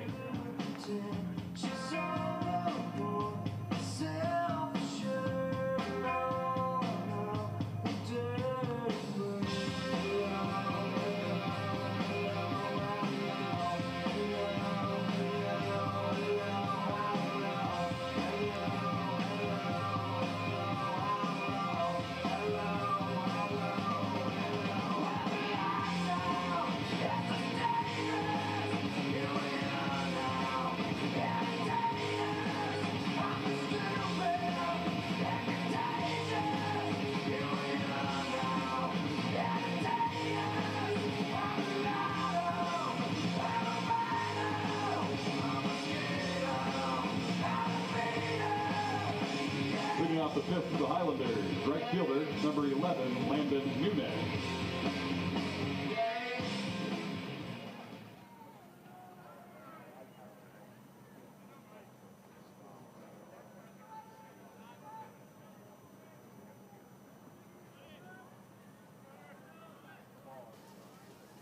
Cody Albright back out for a second inning of work as we begin the top of the fifth. UNLV opening up an 8-2 lead over UC Riverside. His first pitch in his second inning of work in there for a strike to Landon Nunez. 8, 9, and 1 spots due up for the Highlanders. Nunez, then Reese, then Pitts, the leadoff man. 0-1. Albright delivers high. 1 ball, 1 strike. Now the count to Nunez out of the 8 hole. Ground out to second base to lead off the third inning. And his only other trip to the dish. Sheffield third, deep and away from the line. Hugging the corner at first and also shaded deep is O'Sullivan. Albright misses upstairs. 82 on that off-speed pitch. The Rebels sent 10 to the plate in the bottom of the fourth inning. Team that's had a proclivity for batting around this year, especially here at home. They're 6-2 at the Earl coming into today. 2-1 pitch. Swung on and missed. Beautiful breaking ball. Fooled Nunez badly. And the count even at 2. Rebels coming into this one, winners of 7 of their last 8. Mentioned it earlier, but it bears repeating. The run differential over those last 8, 59-33. That 2-2 pitch just inside on a fastball. Albright tried to freeze Nunez, but Luis Hernandez behind home plate said no dice. And the count goes full at 3-2 to Cody Albright, who breezed through a 1-2-3-4 on 10 pitches. Here's the 3-2 payoff. Swung on, belted in the air, deep right field. Toigo back, right fielder at the track, looking up and looking it out. A home run for Landon Nunez. It's the first long ball of the game either way. After the Rebels played at 6 in the fourth inning. Or 5, check that, in the fourth inning. And back on the board are the UC Riverside Highlanders on Landon Nunez' second home run of the year. Designated hitter, number 20. And what's now an 8-3 game. Here comes Tyson Reese, who had his first base hit of the year back in the third inning. Came around to score his first run as well. Playing for the 7th time on the season out of the DH spot. For Albright, that's the second home run he's allowed. Trying to come back, but he misses upstairs for ball 1 to Reese. Rebels pitching staff has done a good job overall so far this year of limiting the long ball. Of course, that's not always the case once you get into Mountain West play, no matter how good your pitching is. Albright deals high, 2 balls, no strikes.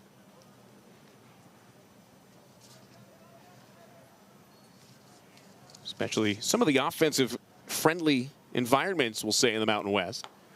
Now one outside again from Albright. 3 balls, no strikes. When you talk about Santa Ana Star Field in Albuquerque, over a mile-high elevation. Of course, the Air Force Academy, just about the same elevation. That 3-0 fastball at the letters and in there for a strike. Reese sure thought it was ball 4. Already flipping the bat towards the dugout. Trying to bait ball 4, but it's one of the more embarrassing faux pas in baseball when you got to have your on-deck hitter hand you the bat. Especially as a lefty, you got to go all the way around from that third base visiting sign. Albright trying to come all the way back as the 3-1 fastball hit on the ground off the thumbs. A 2-hopper to J.P. Heft at second base. He sets and fires to first base. And that's out number 1 here in the 5th inning. Funny how the baseball gods have a way of working things out, don't they? After a leadoff home run, Albright retires Reese on a slow roller. And it brings up Robert Pitts atop the lineup Already a multi-hit game for the center fielder. Picked off at first base after reaching to start the ball game. Singled in the third, moved up to second on a throwing error by Caden Byers. Came in to score on a Tyler Gordon ground ball. He swings to the first pitch here from Albright and fouls it back into the mitt. The count goes 0-1. The only constant this year for UC Riverside is that Pitts has batted atop the lineup in every game, and he's reached base in every game thus far.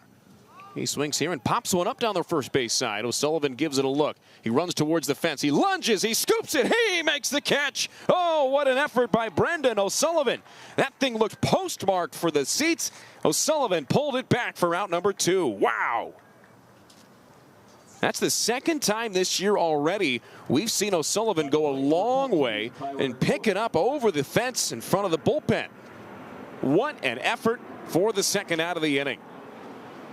Cody Albright fired up as the Rebels fire it around the infield. Now with the bases empty, he'll try to retire the side against Tyler Gordon. On the first base side, Gordon squares to bunt, drops one down the third base line, but it's foul. Touched up in front of the visiting side dugout.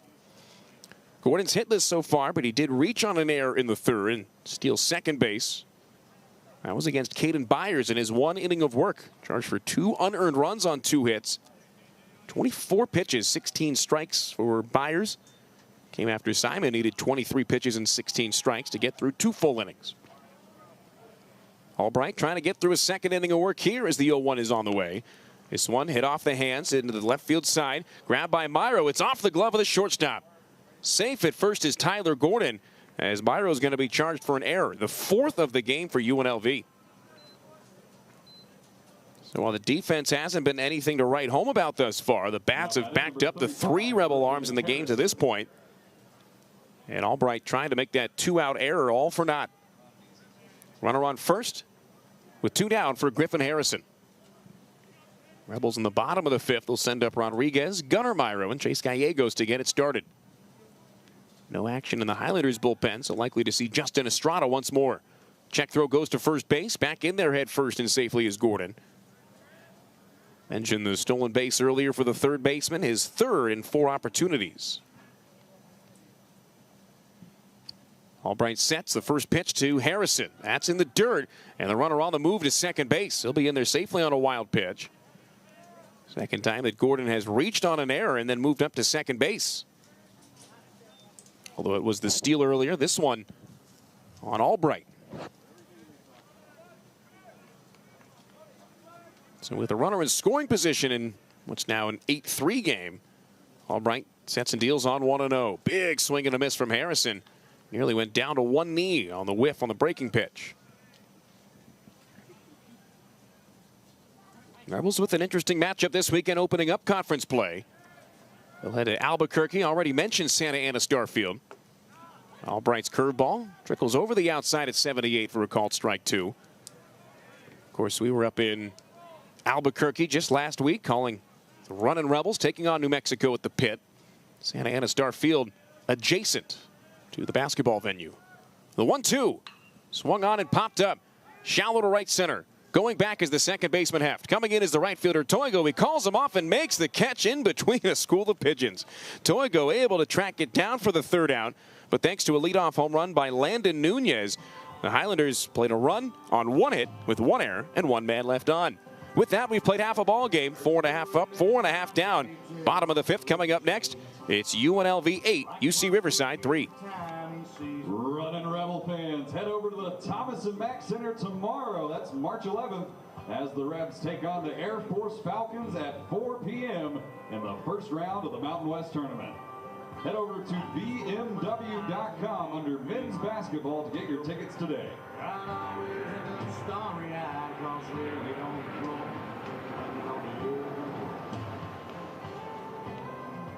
Man, things I heard. It was harder times and longer days, 5 miles of school upfield both ways. We were kings which raised a dirt for poor. Of course, that was back before the war. Yeah, your uncle and I made quite a pair, flying F-15s through hostile air. He went down, but they missed me by.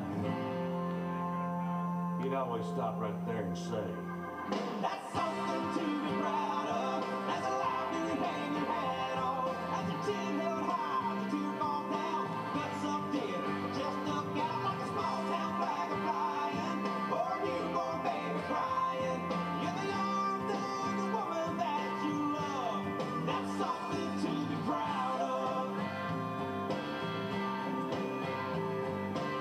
Leading off the home half of the fifth. Hustlin' Rebel Baseball is presented by Parkway Tavern, official partner of UNLV Athletics and your home of the Rebels on the road. With over 250 beers, 24/7 gaming, and 7 Valley locations, there's no better place to catch the game than Parkway Tavern. Matt and Everett back with you from the Earl, officially in the second half of action. In the bottom of the 5th inning, as UNLV bats holding on to an 8-3 lead. Justin Estrada back out for the second inning of work. Misses for ball 1 to Elijah Rodriguez to start off the 5th. Rodriguez halfway to the natural cycle at this point. A single and a double in his 2 at-bats. He's driven in 2. He's scored twice as well. Big day already for the left-handed batting left fielder as he takes a fastball for a strike. Count goes even at 1. The 6, 7, 8 spots due up for Stan Stolte and company in the 5th after they sent 10 to the plate in the 4th. 5 runs on 5 hits. They stranded a pair as well. Rodriguez swings late, fouls a fastball into the seats down the line and left. Ball and 2 strikes to Rodriguez. Average already taking a spike. Came into the day hitting .234 in his first year. Hitting .265 now. And what's more is hitting .348 when having the opportunity to lead off an inning. The 1-2 from Estrada up and away on the fastball as the count goes even. Rodriguez, a speedster, has found a way to insert himself into the lineup in left field just about every game. The Oral Roberts transfer here in his first season in Vegas. Counts even at 2 as Estrada kicks and deals. That one's high and tight. And the count goes 3-2. One of the benefits of having the stature of not only the batter Rodriguez, but the pitcher Estrada as well. Got a small strike zone when you're 5'8". On deck is Gunnar Myro. The 3-2 on the way. Swing and a miss. Strike 3. Estrada challenging Rodriguez with an elevated fastball. And the second K of the day for Rebel batters sets up Gunnar Myro with the bases empty. Although it was a good omen when the leadoff man Brendan O'Sullivan struck out to start the 4th inning. Rebels sent 9 more batters to the plate after the leadoff K. Rebels may be trying to replicate that magic here. Here's Gunnar Myro watching all the way on a first pitch breaking ball way off the outside for ball 1. Of course, mentioned the Rebels opening up Mountain West Conference play this weekend on the road in New Mexico. Myro, meanwhile, lifts this one down the line and left. That fades and drops in front of Jaden Lopez for a base hit. Myro's second hit in his many at-bats puts a runner on first with 1 down. Standing in next will be Chase Gallegos here in the 5th. Next up, number 10, Chase. But of course, this time of year, especially when you talk about the Mountain West, got to talk about the basketball. Mountain West Basketball Championships kicking off on the men's side tomorrow. Running Rebels of UNLV as the 6th seed take on number 11 seeded Air Force at 4 o'clock here on the West Coast. You can watch it on the Mountain West Network. Listen to Steve Cofield, Curtis Terry, and myself on the broadcast on the radio end. First pitch to Gallegos is high. That one's inside as well for ball 1. We'll take the air for Runner Rebel warm-up at 3:30 tomorrow afternoon. It'll be the 3rd game of the session. The 8-9 matchup between San Jose State and Wyoming tips off at 11 a.m. UNR takes on Fresno State in the 7:10 game at 1:30. This one swung on and hit the other way with some pop in the right center field gap. Settling underneath it, though, is the right fielder Landon Nunez. He grabs it to retire Gallegos, who's now 0 for 2 with the walk. Myro retreats back to first. And with 2 down and a runner on, here's Paul Myro the 4th. Little Myro connection at home and first. UNLV projected to win that game against Air Force after sweeping the Falcons in 2 big-time wins in the regular season. If that's the case, the Rebels take on 3rd-seeded Utah State on Thursday night at 8:30, late night on the West Coast on CBS Sports Network. Throw to first base, not in time. Myro tumbling back in there. The only game that's set for the quarterfinals on Thursday is the 4-5 matchup between San Diego State and Boise State, respectively. Top 5 seeds get that coveted first day bye. First pitch to Paul, twisted straight back, and a foul ball finding the seats moves it 0-1. You may hear that and think, oh, you know, just one day off. But what it also equates to is that you only have to win 3 games to win the Mountain West title, as opposed to 4 in 4 days if you don't have that bye. The 1 on the way. Bounce in the dirt. Gunnar on his way to second. The catcher Whittle's throw is down the line at third. And a wild pitch advancing Gunnar up to second base. So with his older brother Paul batting, Gunnar moves himself into scoring position with 2 down. UNLV leads 8-3 here. Rebels falling in their final game of the regular season on the hardwood on the road at New Mexico. Mentioned that game at the pit with the Lobos, the #1 seed in the conference tournament for the 5th time in school history. Paul Myro takes that breaking ball in through the front door for a called strike 2.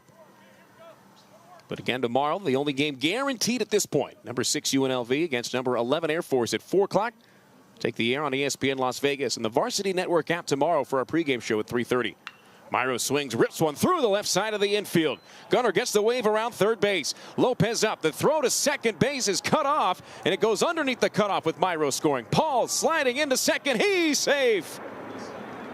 A throwing error by the left fielder allowing Paul Myro to advance to second. He'll get an RBI as he scores younger brother Gunnar to make it 9-3 Rebels. At the plate, #5, JP. So Myro reaching first base on the single, moving up to second on the throwing error. It went underneath the glove of the shortstop Harrison on a bounce. Myro does get credit for the RBI in a 9-3 game. He replaces his brother on second base and brings up the top of the lineup in J.P. Heft. First pitch from Estrada, swung on, line to left field. That's down for a base hit. Paul Myro gets the wave around third. Lopez's throw is cut off by the third baseman Gordon, and that's another run-scoring hit for J.P. Heft. After starting out 0-for-2, his next 2 at-bats have featured RBI singles, scoring Paul Myro on both occasions.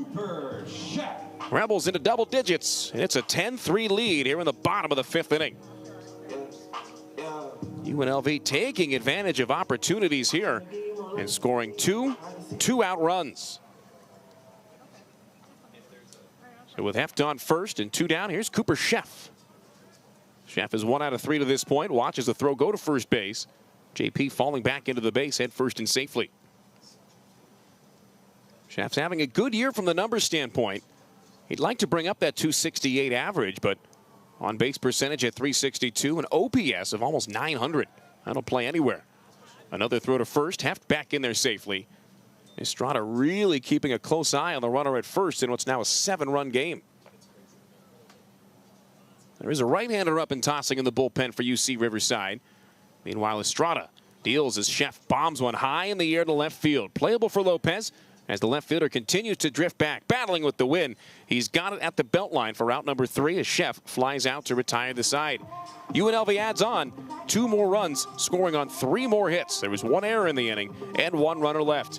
We go to the 6th. After 5 full, UNLV leads UC Riverside 10-3.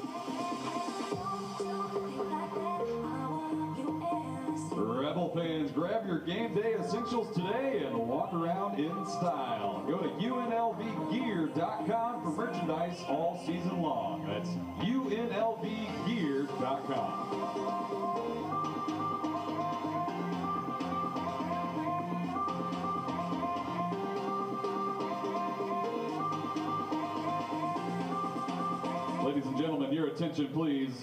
Now pitching for the Hustlin' Rebels, number 35, Ross Fowler.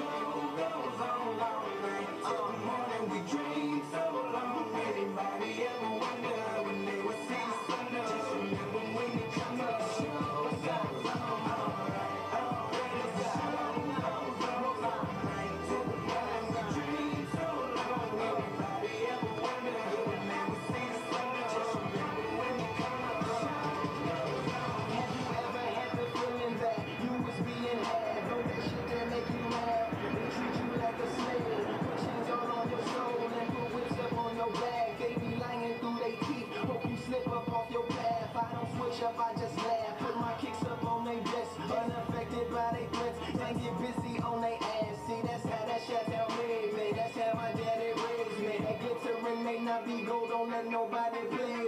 If you are my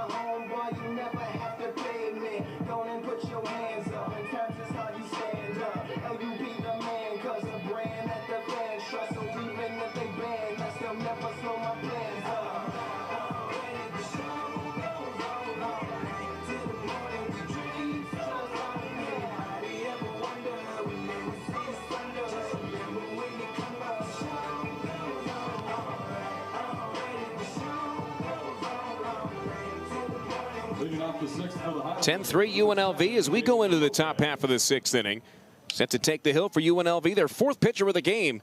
The 6'3" right-hander out of Newton, North Carolina, Ross Fowler, the transfer from D2 Catawba College, gets set to face off against the middle third of the UC Riverside lineup. After Cody Albright went 2 innings, giving up 1 run on 1 hit. No walks, no strikeouts for Albright. 29 pitches, 19 strikes, in line for the win if the score holds out of the pen.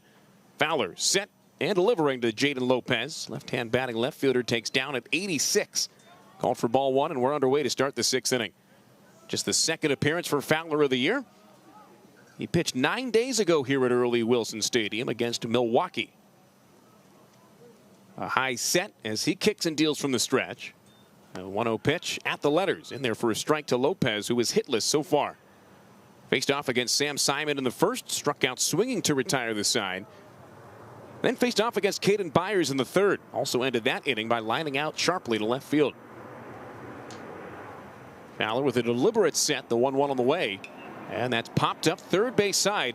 Fading back is Cooper Sheff. Here comes the shortstop, Paul Myro. He makes the catch while falling into foul ground. Myro records the out in foul ground as Lopez moves to 0 for 3 so far. It's exactly what you want from your shortstop. Seems counterintuitive looking out onto the field that would be the easier play for a shortstop, but you got to consider for Sheff dropping straight back, dealing with the wind, the change from the dirt to the grass. Meanwhile, Paul Myro able to run basically straight towards a point, and he cuts down the distance overall. It's actually a shorter play than you would think. Lopez pops out, brings up Manoah Compton. Or Chapman, rather. Chapman takes a ball. That one, or strike rather, that count 0-1. Chapman, not from Compton, 0 for 2. He is flied out to right and flied out to center, leading off innings on both of those occasions. Fowler's 0-1. Beautifully placed fastball. Finds the outer third at 86 for strike 2. Chapman, the leader in the clubhouse with multiple hit games this year. 8 out of the 16 games for UC Riverside have featured multiple Chapman hits, but nothing going so far for him. He's behind 0-2 as Fowler fires, and that slider just off the outside nearly fooled him. Chapman flinched, started to go around, but able to hold up before the bat left the shoulder. Fowler pitching in his second inning of work. His second batter with the 1-2 count. And the North Carolinian delivers. That fastball bounces and the count goes even. The game against Milwaukee featured 1 inning of work for Chapman on 20 pitches. Faced off against 5 batters, giving up a run on 2 hits. Did strike out a batter in a Rebel 14-4 Mercy Rule win. That slider hit on the ground to third. Diving to his backhand side is Cooper Sheff. He's up. He throws to first. It's high and off the glove of O'Sullivan. Rolling all the way to the fence. Rounding first, heading to second is Manoah Chapman. That'll be a base hit with Chapman moving up to second on a throwing error by Cooper Sheff. That's the correct ruling there for sure. What an effort by Sheff to try to get to the backhand side, pop up and make the throw basically all in one motion. Although he had the angle of the shoulders tilted way high. It's like the difference of a quarterback throwing a 3-yard check down versus a 20-yard bomb down the sideline. You're going to have to adjust the angle of the shoulders.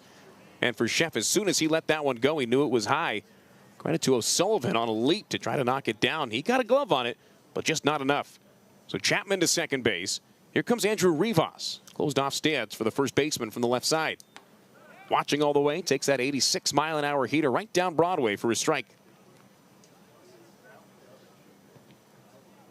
Sam Simon for 2. Caden Byers for 1.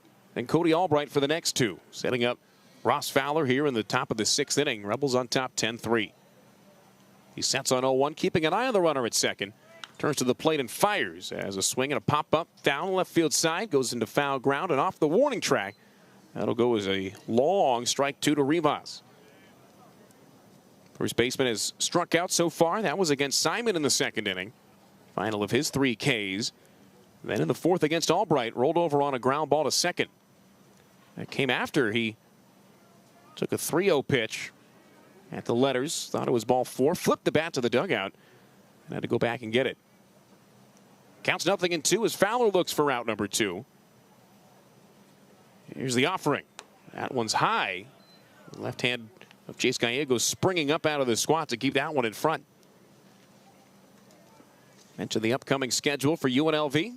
trip to New Mexico this weekend to open up conference play. UC Riverside returns home for a game tomorrow against San Francisco out of the WCC. This one inside, bouncing, and a great stop by Gallegos, sliding to his right on the knees. Makes the count 2-2. That's a 1 o'clock first pitch tomorrow. 2 games in a 23-hour stretch for UC Riverside. But of course, that's the way it goes in the midweeks in college baseball. Fowler's 2-2 on the way. Swung on and yanked foul. Look out down the first base side. Rivas got all over that changeup. 102 miles an hour off the bat on an 84-mile-an-hour pitch. After the midweek showdown against the Dons tomorrow, second Big West series coming up for the Highlanders as they go to Davis, California, just north of Sacramento, to take on UC Davis. Friday, Saturday, and then Sunday. Fowler looking to retire Rivas here. The 2-2 again. Up and outside at 76. Going for ball 3. Highlanders coming in after their first Big West series of the year. Hawaii making the trip to East LA. Rainbow Warriors won the first game, but then UC Riverside 4-3 and 7-4 winners on Saturday and Sunday of last weekend. Counts full at 3-2. Fowler kicks and deals. Fastball swung on and missed for strike 3. Fading pitch fooled Andrew Rivas. And for the first time since the second inning, a Highlander is set down via the K. Simon struck out 3 of the first 5 he faced. And then Byers, Albright, and Fowler didn't strike out another hitter for almost 4 complete innings, I should say. That's a big time second out with Chapman on second base. And with 2 down, here's the catcher, David Whittle. He takes that one outside. Knocked down by Chase Gallegos. Highlanders did have action in the bullpen down the line and left when they were hitting. Or when they were pitching, rather. Looks like whoever it is either good to go or sitting down. Really not much moving down the line. Fowler behind, 1 ball, no strikes. Comes set, checking the runner. Turns to the plate, and this one fouled straight down off the bat of Whittle. Backstop out of the 7 spot today is popped out to short, or right behind home plate, rather. And flied out to the left. And what's more, he has been the final out of both of the 1, 2, 3 innings spun up by Rebel pitching to this point.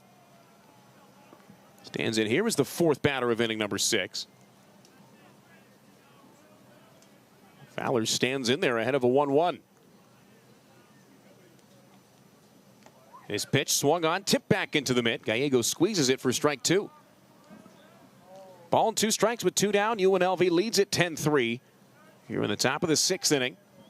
Rebels getting set to send their 3, 4, and 5 hitters to the plate to lead off the bottom of the frame.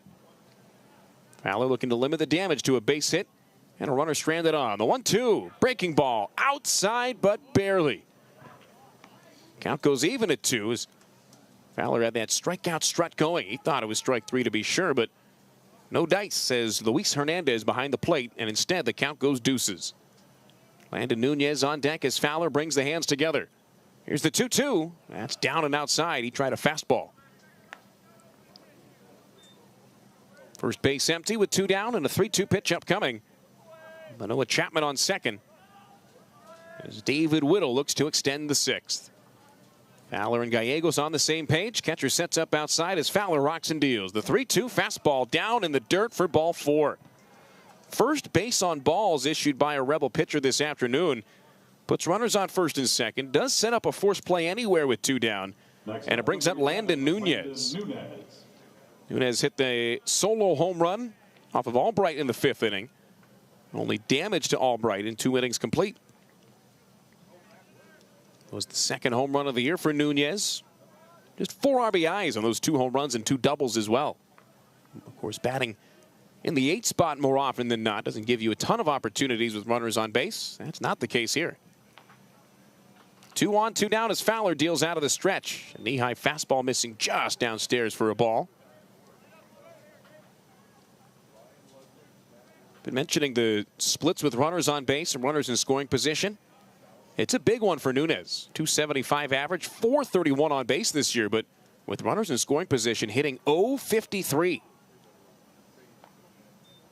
Fowler steps off the back of the mound, resetting the pitch clock in the process.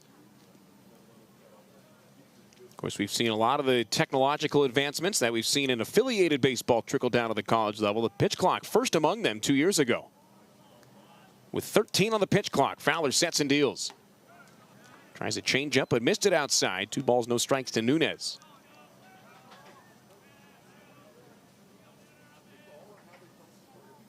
Big West, underrated when it comes to baseball on the West Coast. A lot of big-time teams. UCSB, always a blue blood, one of the perennial best teams in the country out there in Santa Barbara. On 2-0, this fastball to the backstop. Rolling by Gallegos, and will move Whittle to second and Chapman to third on pretty wild of wild pitches. But with 2 down, though, Fowler 1 pitch away theoretically from getting out. That one missing to move the count, though, 3-0. You don't have to come to Nunez here after he homered in his last at-bat. And Tyson Reese on deck out of the number 9 spot. Here is action picking up once more down the line and left as you see Riverside gets another pitcher loose. Fowler trying to labor his way through his only inning of work to this point. Here's the 3-0 on the way. That's high off the outside as well. And it's the second straight 2-out walk issued by Ross Fowler. He loads him up for Tyson Reese, batting out of the bottom of the lineup. Designated hitter number And an opportunity here for Reese, trying to show off why he deserves to be in the lineup more. Coming into this game 0 for 6 on the year. He's 1 out of 2 this afternoon with his first knock of the season in the 3rd.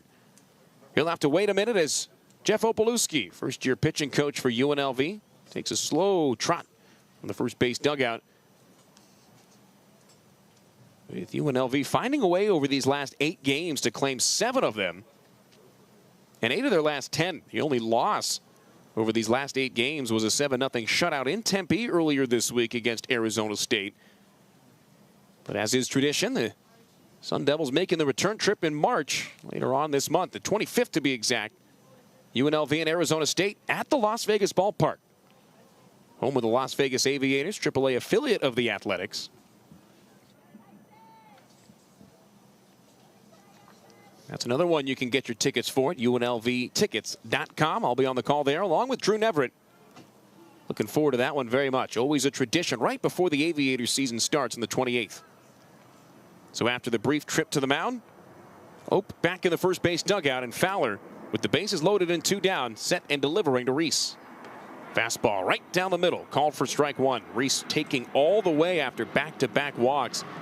Tells you he came in with a batting approach for sure. You hear oftentimes from collegiate coaches that approach at bat is the biggest #1 difference between high school and college position players. Reese swings and misses at a changeup. Fowler pulling the string on strike 2 as Reese was fooled badly there. So now Fowler's got the entire world at his fingertips. He can throw any pitch in any spot he wants here on 0-2. Whether he wants to go at him or try to get him to stretch the zone, we'll see. Gallegos sets up away. The 0-2 pitch way outside. Gallegos falling off to his left to stop it from rolling to the backstop. So the 0-2 waste pitch not effective, and it moves it to 1-2 against Reese, who singled and scored in the 3rd. Grounded out to second on a rollover in the 5th. Bases loaded, 2 down in a 10-3 game. The 1-2 on the way from Fowler. That's outside, a fading fastball at 86. That one had nearly 2 feet of horizontal break, 22 inches of horizontal arm side run, as they say, from Fowler there away from the lefty Reese. Counts even at 2. Fowler trying to get out of the inning unscathed. He tries a slider here, but kept it upstairs. And after back-to-back walks to load the bases, the count now full at 3-2 with the leadoff man Robert Pitts on deck. That's a guy you want to face to lead off an inning, as opposed to with runners in scoring position, or in this case, the base is loaded. Runners are going to be off with the pitch on 3-2. Fowler sets. There go the runners. The payoff delivery swung on and missed for strike 3. He threw his best fastball. Reese couldn't catch up. And Ross Fowler loads the bases, strands them on. No runs on a hit for UC Riverside. No errors, or 1 error in the inning, and 3 runners left on base. Bottom of the 6th coming up. The Rebels lead it 10-3. Fans, do you have a group interested in attending a UNLV baseball game this season? Groups receive pricing discounts. If you have a group of 10 or more, head to UNLVtickets.com for more information, or just call 702-739-FANS. That's 702-739-3267 for all your group ticket needs.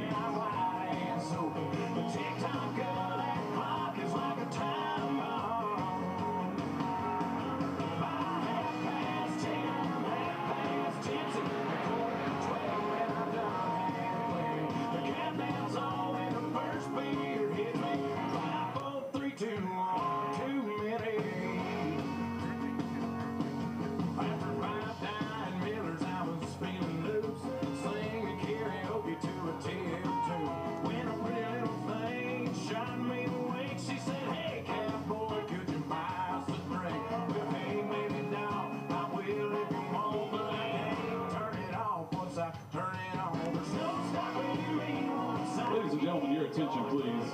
Now pitching for the Highlanders, number 36, Jack Becker.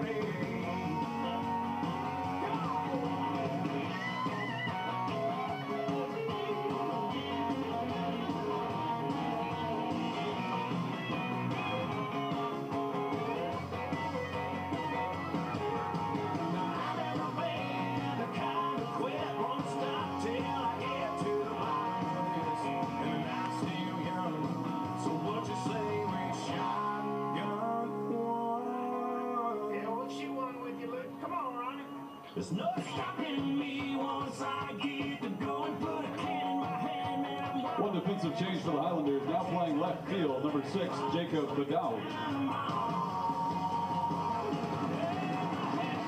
And now batting for the Hustling Rebels, number 17, Dean Toigo.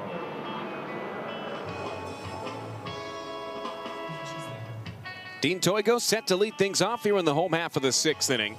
So far, so good for UNLV in this midweek non-con showdown against UC Riverside. 10-3 into the bottom of the 6th. The lefty Jack Becker out of the Highlanders bullpen up against Dean Toigo, who steps in from the left, takes a breaking ball in the dirt, and the count goes 1-0 to the leadoff hitter of inning number 6. Becker is the 3rd pitcher of the game for UC Riverside. Starts off his first batter 1-0. Toigo with a 2 RBI double in the 4th. After he grounded out to the right side of the infield in his 2 prior plate appearances. 1 out of 3 overall.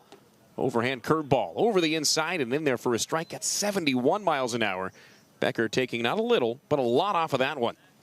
He's got a new left fielder out there as well for defensive purposes. Jack Badawi, B-A-D-A-W-I, taking over for Jaden Lopez. He'll head out of the cleanup spot in the 7th inning. 1-1 to Toigo. Rides high at 84, and Becker, the lefty, has the count to 2 balls and a strike. Tall left-handed sophomore pitching for the 2nd time this year. Transfer from Grossmont College, making his 2nd appearance for the Highlanders overall. Toigo followed by Koniarski and O'Sullivan lead things off here in the 6th as Toigo takes a strike. That fastball finding the outside as the count goes 2-2. Becker in behind Justin Estrada. First man out of the pen went an inning and 2/3, charged for 5 runs, 4 earned on 6 hits. Becker's 2-2, down and away, and the count goes full to Toigo to lead off the 6th. Estrada walked a batter, struck out 1 batter, and on 36 pitches, 23 strikes, he'll leave with a no decision. Right now, Joshua Torres on the hook for the loss if the score holds. Counts full at 3-2 as Becker steals out of the stretch. Toigo stays alive by punching this one out of play down the left field line. Becker's only other outing was not a good one. February 15th against Utah Valley. Took a no decision, but gave up 3 runs on 2 walks and a hit batter over a 1/3 of an inning. Allowed 3 of the 4 runners that he faced to reach. They all came around to score eventually. Toigo chops this one to second. Big second hop picked up by Manoah Chapman. Throws to first, barely in time ahead of the hustling Toigo, who grounds out for the 3rd time in 4 at-bats this afternoon. Cole Koniarski. Base is empty for Colt Koniarski, who extended his hitting streak to 10 games in his first at bat. Since then, hitless. 1 out of 3 overall. Toigo ahead of him. Singleton scored as part of a 3-run second. Popped out to third to end a 1-2-3 third inning. And came up in the middle of that 10-batter fourth and reached on an error. Watching all the way, he takes a strike. Knee-high fastball from Becker. Froze him there.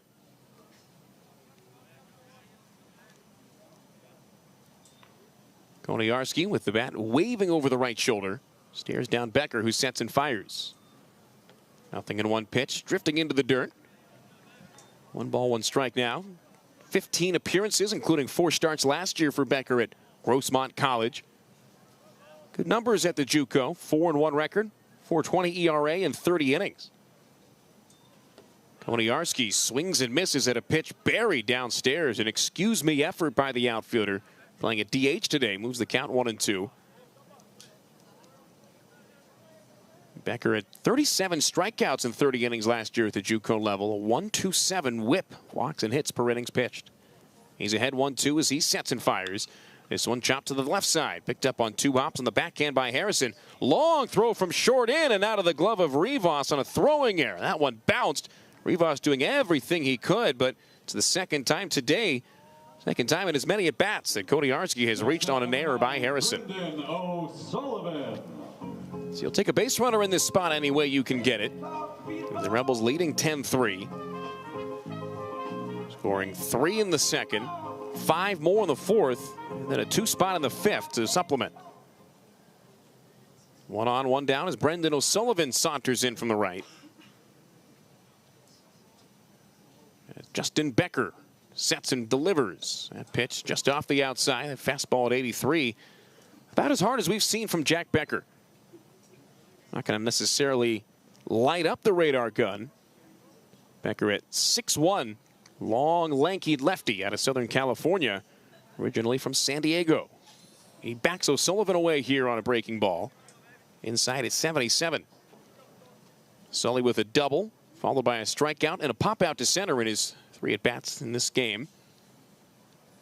Rebels will take the couple of days off before heading to Albuquerque for the weekend. Here's the 2-0. Fastball hammered in the air to deep left center field. Back goes pitch. Center fielder turns around in front of the warning track. Makes the catch in front of the retired numbers 18 and 15 for Ryan Ludwig and Matt Williams. O'Sullivan really hit that one hard, 100 miles an hour even off the bat, but hung up there in the wind, pushing towards straightaway left field.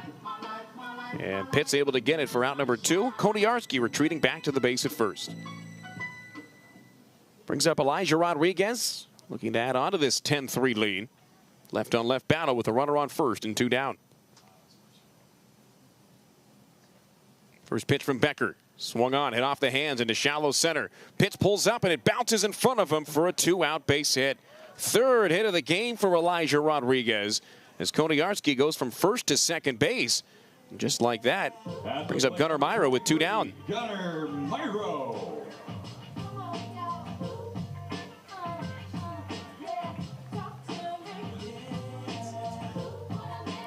We'll see if the decision is made to send Ross Fowler back out for a second inning of work in the 6th.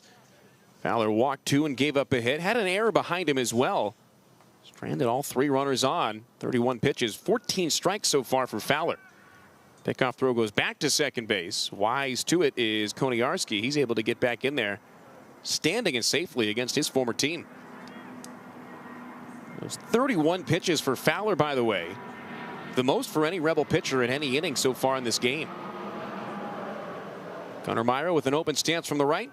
Sees Becker throw it to second again. Koniarski back in standing and safely again. He's not going anywhere. After doing some digging, Rodriguez on first after his 3rd hit of the day. That's a new season high for Elijah Rodriguez. 3 hits in 1 game. Time called as the infield's going to convene. Do see a right-hander getting loose for UC Riverside down the line and left. And after back-to-back pickoff to second,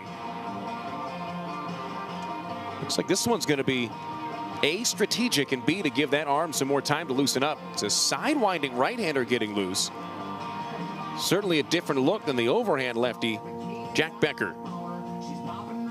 So UNLV dominant so far as they continue to swing hot bats, and that is going to do it. That's the manager, Justin Johnson. So after a pause to top them out, he's going to go to the bullpen and bring a right-hander out in relief.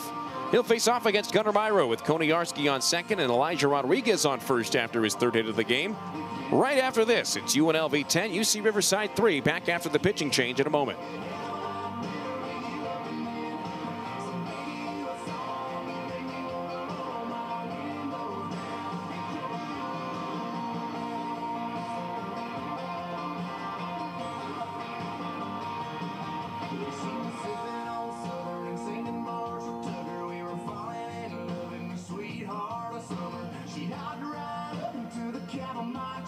Ladies and gentlemen, your attention please. Coming out of the bullpen for UC Riverside, number 52, Marco de Girolamo.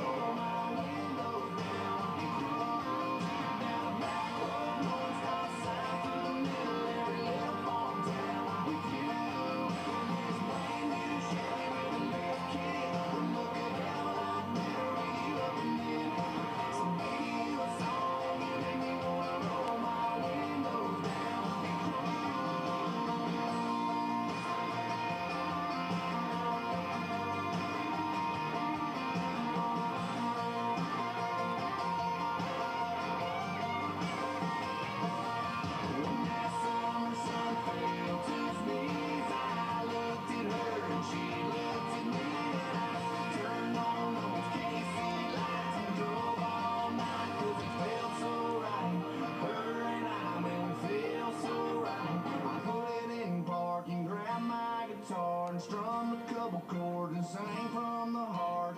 Girl, you sure got the beat in my chest bumping. Hell, I can't get you out of my head. Baby, you a song, you make me wanna roll my windows down and cruise down a back road, going stop sign through the middle every little farm town with you. Baby, you a song, you make me wanna roll my windows down and cruise down a back road, going stop sign through the middle every little farm town with you. It's brand new Chevy with a lift kit, looking a hell of a lot better with you up in it. Come on, baby, you a song, you make me wanna. Out of the bullpen and finishing up his warm-up tosses for UC Riverside, the side-winding righty, Marco de Girolamo, set to make his third outing of the year. De Girolamo, the junior out of Monterey, California, comes in without a decision either way on the year, hasn't allowed a run in an inning and a third. Enters into the game with Cole Koniarski on second after reaching on an error. Moved up 90 feet on an Elijah Rodriguez base hit, his third in 4 at-bats. And Gunnar Myro welcoming De Girolamo to the game. De Girolamo, wearing number 52, 6'2" sidewinder, spins a slider over the inside on a front door breaking ball for strike one. Gunnar Myro swinging a hot bat as of late, and that includes today. After popping out in his first at-bat, he has singled and scored twice since then. A 0-1, he swings and knocks a slider back to the screen. Hauling behind 0-2 against Marco de Girolamo. Comes in after Jack Becker got 2 outs, but allowed the 2 runners on a fielding or throwing error by Griffin Harrison, the shortstop rather, and that base hit by Elijah Rodriguez. They're both his responsibility. 0-2 fastball rides upstairs.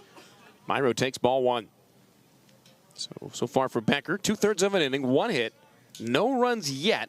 No walks, no strikeouts, 15 pitches, 9 strikes. Becker leaving with a no decision in a 10-3 game. The 1-2 on the way. That's way up and out. Fading off the outside of the plate there was De Girolamo to even it up. De Girolamo in an inning and a third so far this year. No runs on 3 hits and a walk with 1 strikeout over 8 batters faced. 2-2 pitch. Called strike 3. Beautifully placed over the outside. That'll retire the side and finalize the line on Jack Becker. 2/3 of an inning, scoreless. We've played 6. UNLV all over UC Riverside, 10-3. Back with the 7th after this.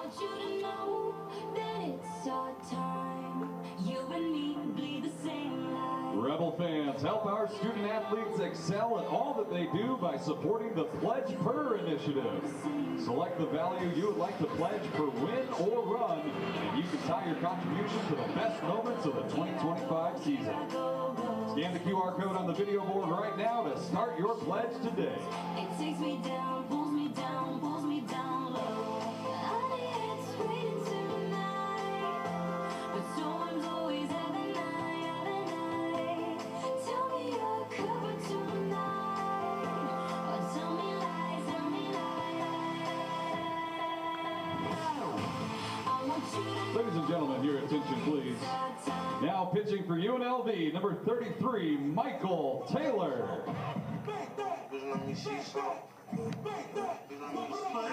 Yeah, 25 and then I've been 5 till the total. Carry as 100, she forget when I was up.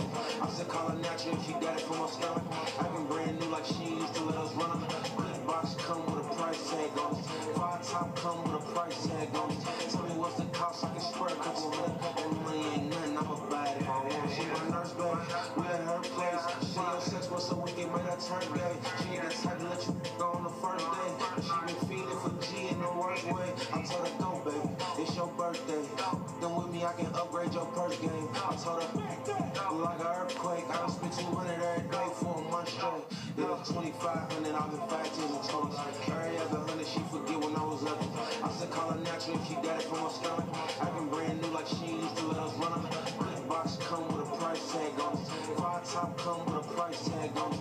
Tell me what's the cost, I can spread a couple hundred. And money ain't nothing, I'ma buy it if I want it. What it cost, what it cost.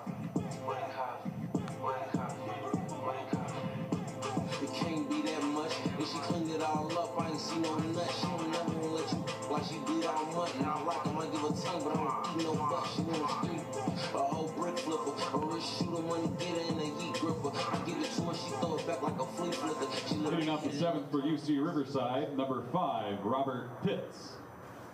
10-3 UNLV as we get into the final third of this one.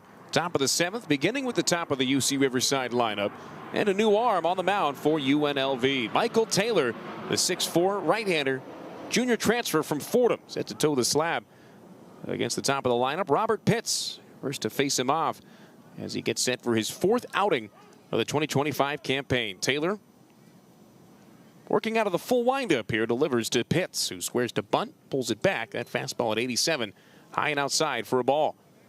Pitts to this point, 2 for 3. Base hits in the first and the third inning. And then a phenomenal lunging catch right up against the wall and foul ground on the first base side by Brendan O'Sullivan kept Pitts off in his 3rd at bat. He waves and misses at a slider way off the outside to even it up. Taylor in 4 innings this year, charged for just 1 run on 4 hits and 3 walks, but he struck out 6. An ERA of 2.25 at this point. He throws a fastball in the dirt for ball 2. Pitts followed by Tyler Gordon, then Griffin Harrison. 1, 2, and 3 batters for Justin Johnson, 5th-year head coach at UC Riverside. Sheff at third, creeps in front of the base, and the 2-1 on the way to Pitts. Tumbles through the top of the zone, in there for a called strike 2. Taylor takes the hill as the 5th pitcher used by Stan Stolte today. Ross Fowler needed 31 pitches, but retired the side in his only inning of work in the 6th without allowing a run. Taylor gets a swing and a miss from Pitts for strike 3. Fowler struck out the last batter he faced. Taylor picks up where he left off and fans Pitts for the first time today. Taylor's 7th strikeout of the year in 4 1/3 innings. With the 7-run lead, the Rebels have done a good job of staving off any offensive momentum from the visitors. And it brings up Tyler Gordon next, left-hand batting third baseman, who's reached in 2 of his 3 at-bats, but is still hitless in the game. First pitch inside, goes all the way to the backstop. With nobody on, it'll be up to home plate umpire Luis Hernandez to flip another one back to the mound. Gordon struck out looking against Sam Simon in the 1st inning. He's reached on errors in both at-bats since. Ground ball to second in the 3rd and a roll over to short in the 5th. Takes this one down, outside as well to go 2-0. Taylor in his 3 previous outings on the mound has gone 1 inning twice, 2 innings once. He deals here out of the full windup on 2-0. An excuse me check swing. Gordon unable to hold up on strike 1. Simon went 2. Byers went 1. Albright went 2. Fowler went 1. That pattern holds. Taylor will throw the 7th and the 8th. His pitch swung on, golfed in the air to center field. Drifting back is Gunnar Myro. He stops, turns around, catches that one at the chest. And out number 2, hard hit, but right to Myro as he had to take maybe 4 or 5 steps straight back with the wind doing a lot of the extra lifting. Now batting number 35, Griffin. 2 up and 2 down against Michael Taylor so far in the 7th. He'll try to go 1-2-3 against Griffin Harrison here. Highlanders down in order in both the 2nd and the 4th innings. They've sent at least 5 in every inning outside of the 1st. Aside from those 2 as well. First pitch swinging. Harrison fouls one straight down. Shortstop batting out of the 3-hole today is 1 out of 3. Base hit in the 1st. Fly out to center in the 3rd. Popped out to Toigo and right to wrap up the run-scoring 5th. The Rebels in their last 9 games scoring 69 runs to this point. Overhand breaking ball in there for a called strike 2. Harrison, no chance there. Check the swing as that thing kept on fading over the inside. Taylor tries to get 1-2-3 here in the 7th. The 0-2 on the way. Swung on and missed. Taylor, 3 up, 3 down. Good morning, good afternoon, and good night as the Highlanders are down in order as the side retired pre-stretch break in the 7th inning. Bottom of the 7th coming up. Get up and move around for the stretch break. We'll be back at Earl E. Wilson Stadium with UNLV leading at 10-3. Fans, we are halfway through the 7th inning. As is the tradition, it's time to stand, it's time to stretch, and it's time to sing "Take Me Out to the Ball Game."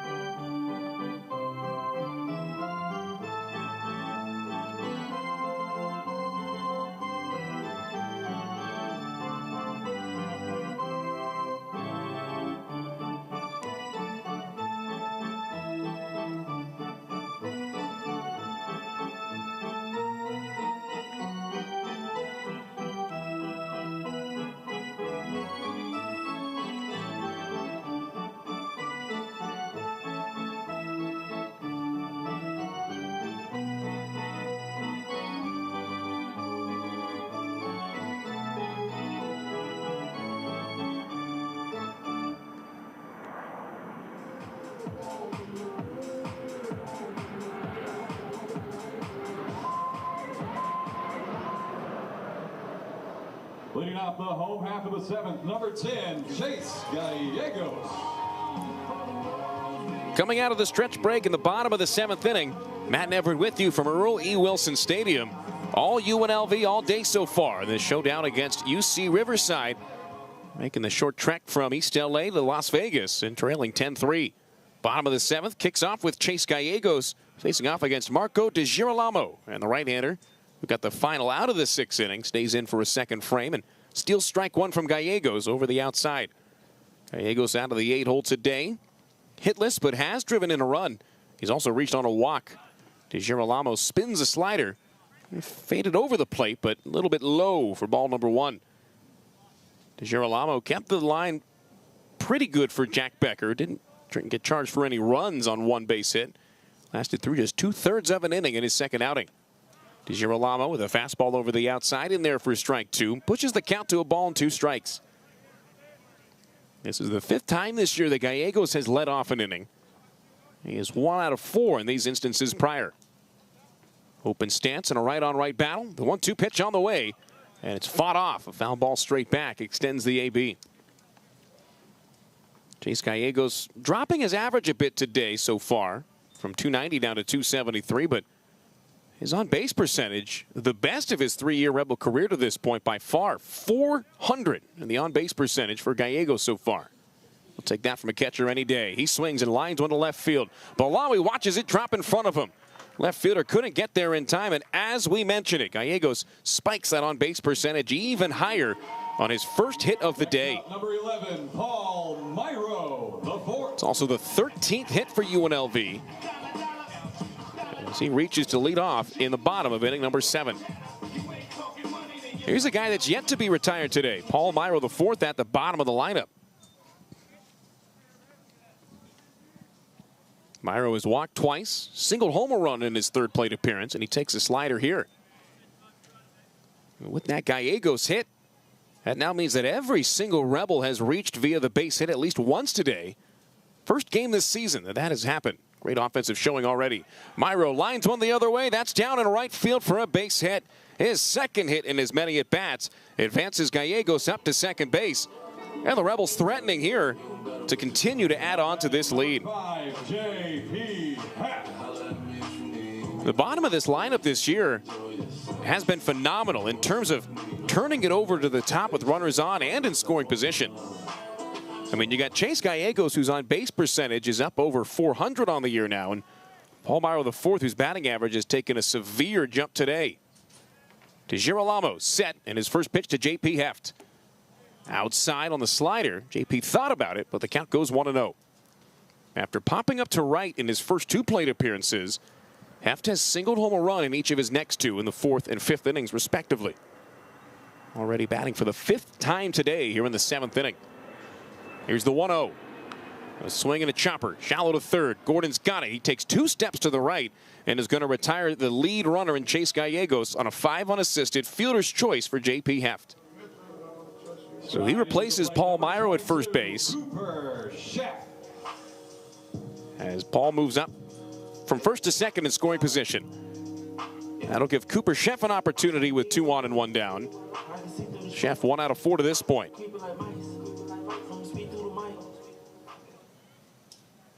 Sheff with an RBI single in the 4th. He has flied out twice and grounded out once.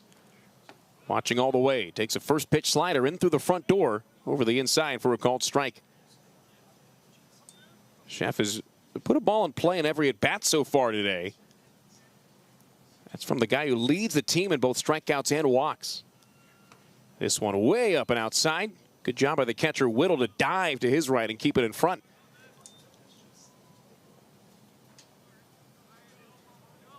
Cooper Sheff with the average at 263. A single point drop from where he started at 264 about 2.5 hours ago at first pitch. He leans away from this one, running inside at 74. 2 balls and a strike from DeGirolamo. Not going to knock the bat out of anybody's hands with the velocity. DeGirolamo, though, relying on deception with that side-winding right-hand delivery. Here it is on 2-1 as Sheff puts a charge into this one to left field. But Dowie takes a step back and makes the grab as that thing hung up there for him for out number 2. Hard hit line drive at 92 off the bat for Sheff. But right at Badawi, who took over for Jaden Lopez. And Myro at second, Heft at first, as Dean Toigo's got a chance now. And by the way, Jacob Badawi came in as the defensive replacement. Is going to lead off in the top of the 8th inning. And here comes Justin Johnson as the 5th-year head coach will point to the pen down the left field side. He'll pull DeGirolamo after 1 inning complete. He'll leave with runners on first and second and 2 down. Dean Toigo is going to welcome the new arm into the game. We'll be back from Earl E. Wilson Stadium after the pitching change. UNLV on top in the bottom of the 7th, 10-3.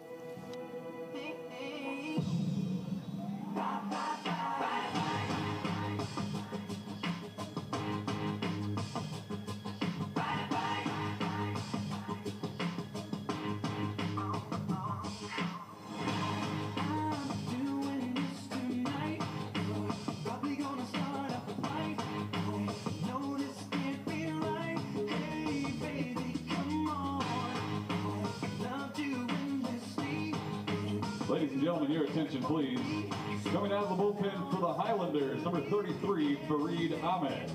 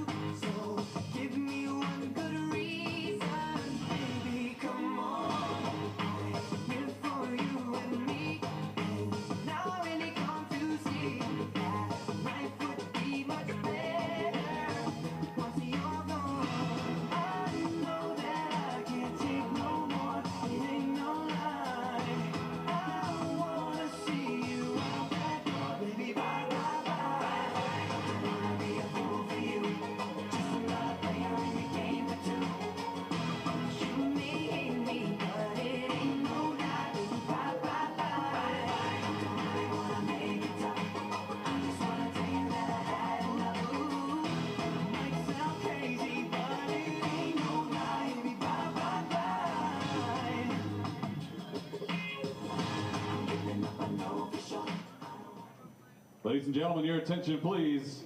Pinch hitting for the Hustlin' Rebels, number 20. Gamesmanship on both sides here in the bottom of the 7th inning, with UC Riverside going to the bullpen and calling on left-hander Fareed Ahmed.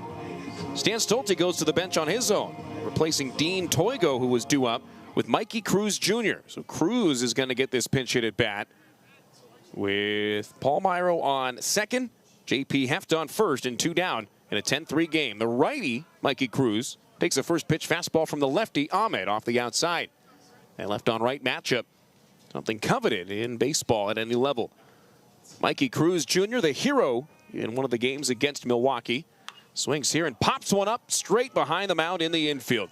Everybody converging. It's the second baseman, Chapman, lunging towards the base and making the grab on the grass for out number 3. Cruz pops up to second, and the side retired after no runs on a hit, with no errors and 2 left on in inning number 7. We go to the 8th. UNLV all over UC Riverside, 10-3.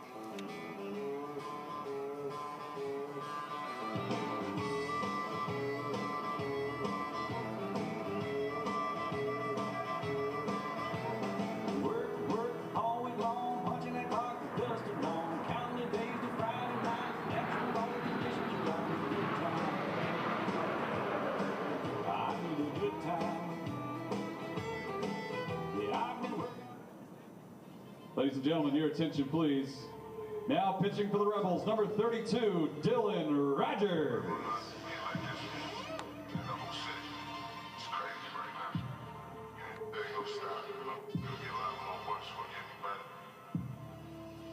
Look, mama hit my phone and said rap's no good. Better than telling me the check's no good. Now they wanna act like I do no good. Cause I really did more than I should. I made a decision last night that I would die for it. Just to show the city what it takes to be alive for it. Can't get me on the line, so they hang me at the try for it. You know 40 wants peace, but I'm down to cut ties for it. And I can't sleep these days, let them take one. If they don't have a story these days, they'll make one. Life is always on, man, I never get a break from it. Doesn't matter where I go, I can never get away from it. They give me loyalty and I don't gotta pay for it. Same way bread's gotta break for it. Keeping people fed is my only peace of mind now. Defensive changes for the Rebels, now playing right field, number 8, Dwight Allen II. Now playing second base, number 14, Nicky Garitano. And now playing third base, number 7, Chase Dittmar.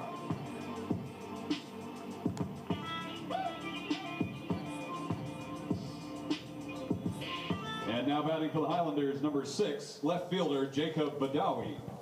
Dylan Rogers takes over on the mound for UNLV. Hustlin' Rebels on top of the UC Riverside Highlanders 10-3 as we go to the top half of the 8th inning. Rogers, the Reno native at 6'2", 200 pounds. Righty's going to go up against a right-handed batter, Jacob Badawi, who stands in for the first time after coming in as a defensive replacement in the 6th inning. First pitch swinging. It's a ground ball up the middle. New second baseman, Nicky Garitano, 2 steps to his right. He gloves it, throws it to first in time. How often do we see that? New bodies inserted defensively, and right off the bat, they get an opportunity to make a play. Nicky Garitano, as good as it gets defensively up the middle. A JUCO Defensive Player of the Year last year at any level. He's at second. Manoa Chapman, the second baseman for UC Riverside, taps in. He's 1 out of 3 so far. 2 other defensive substitutions in a moment. Rogers, pitching for the 5th time this year, deals high and tight, backing Chapman away at 89. New third baseman is Chase Dittmar, playing for the first time this year here at Earl E. Wilson Stadium. Dwight Allen II takes over in right field as well. Mikey Cruz Jr. pinch hit and popped out. Allen replacing him defensively. A swing and a foul ball. Fisted straight back. Moves the count 1-1 to Chapman. So we'll reset the defense here with Brendan O'Sullivan at first. Nicky Garitano at second. Paul Myro at short. Chase Dittmar at third. The outfield left to right. Rodriguez, Myro, and Dwight Allen the second. Rogers out of the stretch. Misses just outside. That fastball moves it 2-1. Rogers coming in behind Michael Taylor, who was sterling and perfect in his 1 inning of work. Went 1, 2, 3 in the 7th. 2 strikeouts, no hits, no runs. 12 pitches, 8 strikes, and a no decision for Michael Taylor. Rogers gives up a line drive, pulled foul off the bat of Chapman. Turned on that one heavy, but breaking ball had him just out in front, and the count even at 2. Rogers is without a decision and looking to bring down his 9 flat earned run average this afternoon. 3 1/3 innings, charged for 5 runs, 3 earned on 4 hits with 2 strikeouts. The 2-2 swung on and popped straight back, and the at-bat continues. That one nearly hit the southwest plane flying overhead.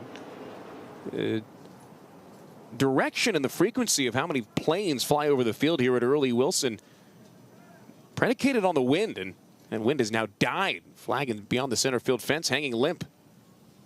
Another 2-2. That's in the dirt, blocked off the chest of Gallegos, and the count's now full to Chapman. A cloudy afternoon here at the Earl. Some rain was forecast earlier, but the clouds had dissipated. Now just kind of a haze hanging in the sky. The 3-2 from Dylan Rogers. In the dirt, Gallegos blocks it, but it's ball 4. So while it's not a multi-hit game so far for Manoah Chapman, he's the team leader in such games. That's his 2nd straight at bat, placed on first after singling in the 6th. 1 on, 1 down in a 10-3 game as Dylan Rogers goes after Andrew Rivas, who was 0 for 3 with 2 strikeouts and a ground out. He'd love a ground ball here with the middle infield and double play depth. Got to keep an eye on Chapman.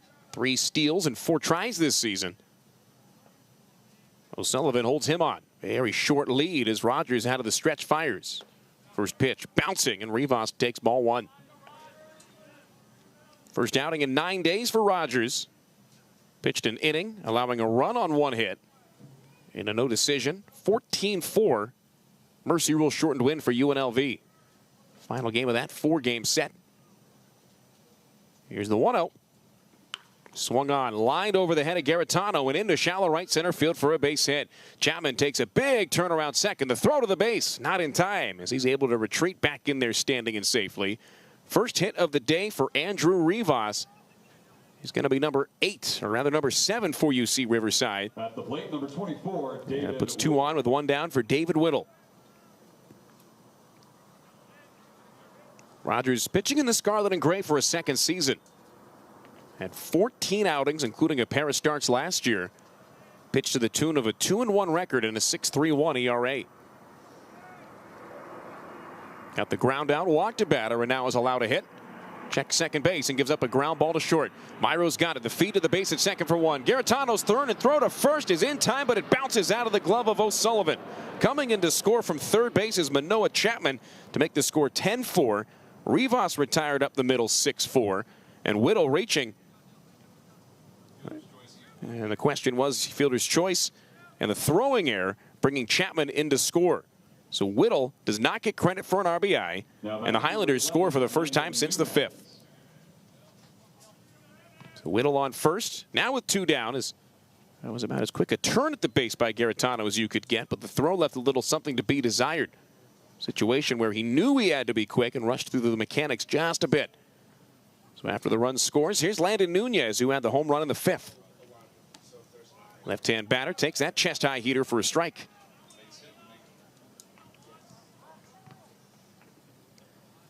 So as of now, that run unearned to the ledger of Dylan Rogers. Of course, that could change with the rest of the results of the inning. But he'll try to get out of it right here with 2 down and 1 on. The 0-1 offering, fading downstairs, and the breaking ball evens it up against Landon Nunez. Rogers pitching in his 30th inning of work as a Rebel arm over 2 years. Opponent batting average against it, .279 over that span. Quick throw to first base, just not in time as Whittle falls back in ahead of it. Rogers never been much of a strikeout artist. Just lived off those balls in play. 14 strikeouts and just over 29 innings of work career. He's set to the belt and fires. That fastball down and in, called for a strike at 87 on the radar gun. That's a pitcher's pitch if there ever was one. Really tough for a guy like Nunez to turn around and square something there. He's 1 out of 2 with a homer, a ground out, and a walk. Rogers trying to limit the damage to a run here in the 8th inning. Here's the 1-2 offering. No, throw to first, and it's not in time again. Rebels already have a pickoff at first base. And one thing they've done pretty well overall this season compared to years past is controlling the running game.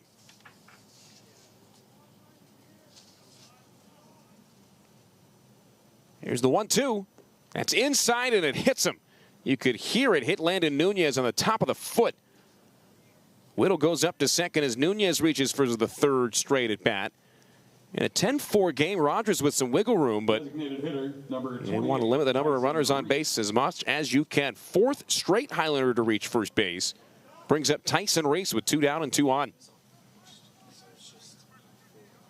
First hit batsman of the game and of the season for Dylan Rogers. They're trying to go right after Tyson Reese out of the 9 spot today. 1 out of 3 with a single, a ground out, and a K. Right on left battle. First pitch fastball rides high. Rogers falls behind.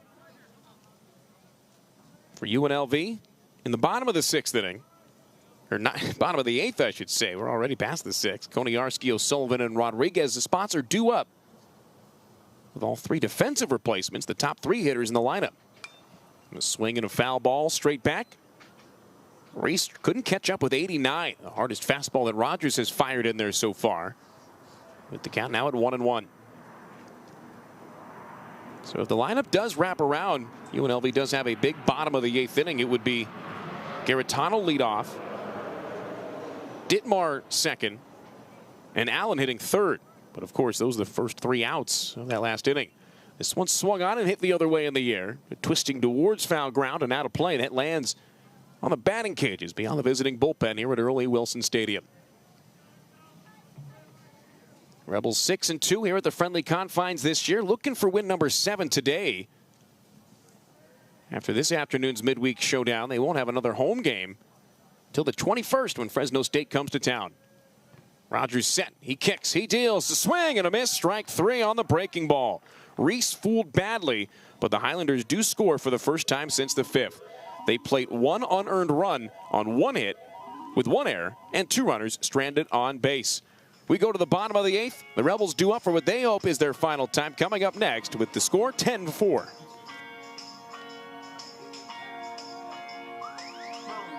Running Rebel fans, head over to the MAC tomorrow, March 11th, as the Rebels take on the Air Force Falcons at 4 p.m.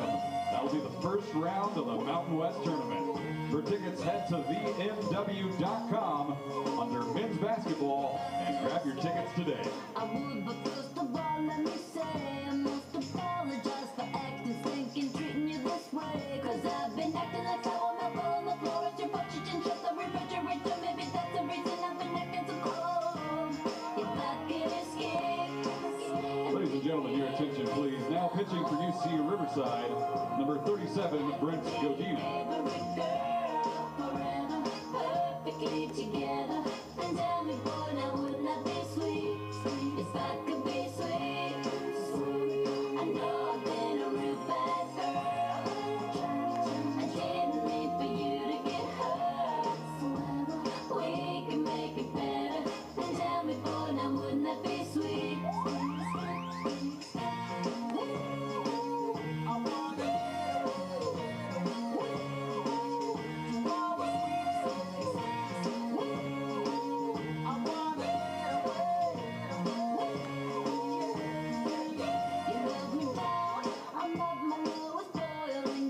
Come help me out. I need to get me out of this joint. Come on, let's bounce. Counting on you to turn me around instead of clowning around. Let's look for some common ground. So, baby, time's getting a little crazy. I'm getting a little lazy.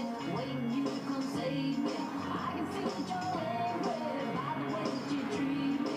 Hopefully you don't leave me. Won't take you with me. I can escape. Leading off the bottom of the 8th for the Matt Everett back at you from the Earl as we go to the bottom of the 8th inning. A new arm into the game for the Highlanders of UC Riverside. Brent Godina comes into a 10-4 contest with UNLV on top as the 6th pitcher used by Justin Johnson, the head coach. Cadena, freshman out of Lodi, wearing number 37. Big guy at 6'4". Welcoming him into the game is Isaac Rodriguez, who's going to pinch hit for the DH Cole Koniarski. Irod batting from the right with Brendan O'Sullivan in the on-deck circle. First pitch from Cadena, in there for a strike on a fastball, as Cadena begins his 6th appearance of his true freshman year ahead of Rodriguez. 0-1. So as of now, Rodriguez becomes the 4th different Rebel, of the game off the bench. He swings here and knocks one the other way, and that'll go out of play for strike 2. Isaac Rodriguez wearing number 1, batting 182 on the young season. 2 for his first 11. One of those 2 hits a double. Getting on base at a 31% clip.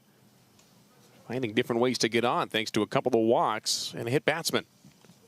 He's behind here, 0-2 as Cadena sets and deals. Ground ball hit up the middle. To his left is the shortstop Harrison. It's off of his glove and into left center field. Rodriguez reaching on an error. He turns and heads to second. He'll be in there ahead of a throw. That's a 2-base defensive miscue as Rodriguez reaches second base, leading things off in the bottom of the 8th inning. Number 9, Brendan O'Sullivan. That thing was a rocket.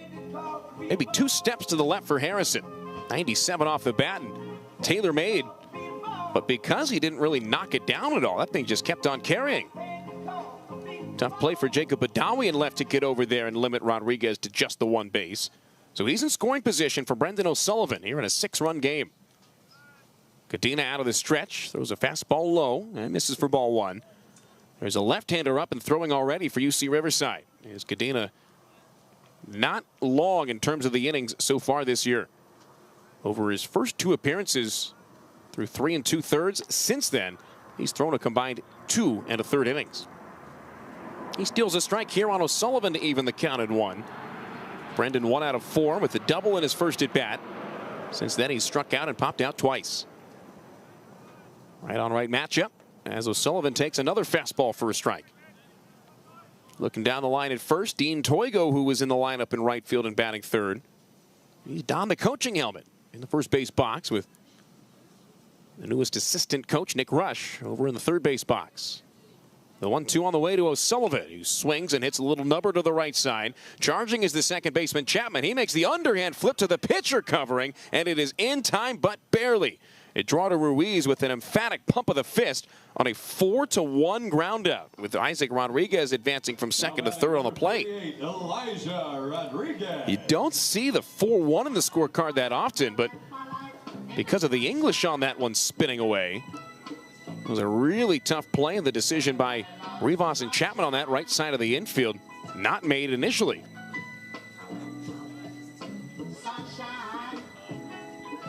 So with Rodriguez 90 feet away from adding on another insurance run, that'll bring in Elijah Rodriguez. That'll also bring in the entirety of the UC Riverside infield. Positioning tells you they're going to go to the plate on anything on the ground. First pitch from Cadena, high and tight for ball 1. Rodriguez 3 out of 4 so far. 2 base hits and a double. He's scored twice, driven in 2 more. And the 3 hits for the outfielder, the most in any game this season. Cadena delivers. That one just a bit low at 89, and Rodriguez has worked himself into a 2-0 hitter's count. Harrison at shortstop, shaded up the middle. We think a big gap on the left side. They're expecting Erod to pull it with Irod on third. On 2-0, he swings and goes the other way, but pops it out of plate on the left field line. 2 balls and a strike now to Elijah Rodriguez. Came into the day hitting .234. And after going 3 for 4 to this point, that average all the way up to .275. Cadena set. Big right-handers. 2-1 pitch. Chopped up the middle. No movement from the runner off third. Shortstop Harrison gloves it, checks the runner back, and throws to first in time for out number 2. Rodriguez sent down for the second time today. Number 23, Gunnar. In fact, that's the first time that he's put a ball in play, and he's been retired. His only put out to this point was a strikeout. So a leadoff runner reaching on an error. And Isaac Rodriguez, beg your pardon, still out there on third with 2 down. A couple of ground outs behind him. Gunnar Myro tries to extend the inning. Well, tie hit game for the center fielder already. That fastball up and away. Who's the count? 1-0. Myro hitting .341, just like that. Although the batting average with 2 outs this season, just .267. Gadina spins one way outside. Tremendous sliding grab by the catcher Whittle, who had to dive to the right on his knees.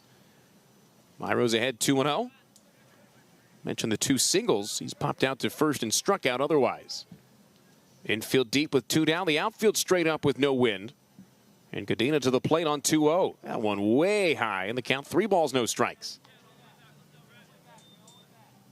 426 earned run average so far for Gadina on the year. Pitched as recently as 4 days ago in the game against Hawaii. Big West Series featured Gadina throwing a scoreless inning. Setting down the side, 1-2-3. He bends Myro away with a fastball high and tight for ball 4. So with Rodriguez on third, now Gunnar Myro on first. That'll bring up Chase Gallegos out of the 8th spot. No matter what happens the rest of the 8th inning, the question becomes in the 9th. Does Stan Stolte keep it with Dylan Rogers, who allowed a run on a hit with a walk, but also struck out a batter in the 8th and finished the inning relatively efficiently? Rogers needing 19 pitches, going up against 6 of the 9 batters for the Highlanders. We'll see. That's a question of the 9th inning. We're here in the bottom of the 8th with UNLV on top 10-4. Chase Gallegos stands in from the right, takes ball 1 inside on the 87-mile-an-hour fastball from Gadina. And in the middle of the at-bat, the pitching coach, Brent Latchman, comes out, calling time in the process. And typically, you really only see this when there's something mechanical that needs to be adjusted. Pitching coach jogging out there. Couple of quick words, turning and jogging back with the jacket on and everything. So after the quick conversation, Gadina back. Gadina out of Lodi, California, in the northern part of the state. Big San Francisco sports fan as he misses high upstairs for ball 2. 2-0 the count to Chase Gallegos, who has singled, walked, flied out, and grounded out to this point. He takes a slider outside, moves ahead, 3 balls and no strikes. Paul Myro, the 4th, due up on deck, but there is a pinch hitter out there in the circle. Jaden Hurdle looks like he's going to get the at-bat wearing number 3 if the at-bat happens. On 3-0, fastball inside, ball 4, and Hurdle will get that plate appearance. Gallegos takes the 2nd straight walk, thrown in there by Brett Gadina. That loads him up. Rodriguez on 3rd, Gunnar Myro on 2nd. Chase Gallegos takes his 2nd walk of the day and fills him up for Jaden Hurdle.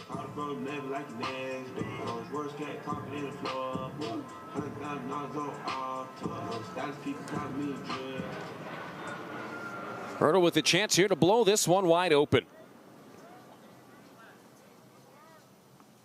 First pitch upstairs, called for ball 1, and a good approach there by Hurdle. This is his 3rd plate appearance, but he's without an at-bat. His previous 2 at-bats have ended in a hit by pitch and a walk, one of which drove in a run. Fastball down and the count 2-0. So Hurdle, the true freshman, one of just 3 on the roster, has his first collegiate RBI before his first collegiate at-bat. And after that one missed, the catcher Whittle calls time and jogs out there. This one almost exclusively to buy time for another arm warming up in the bullpen down the left field side. Gadina, who was a 2-way player in high school, you'll see that a lot from these guys, especially as a true freshman, especially for a big guy like him. Hit .397 in his senior year. Led the team in home runs and RBIs while striking out 80. Quick visit between Whittle, Gadina, and the 3rd baseman Gordon for good measure. As Hurdle stands back in with a 2-0 count. And another pinch hitter in the on-deck circle. Rather, that's Nicky Garitano. Garitano is the leadoff man. Gadina misses once more in the count. 3 balls and no strikes.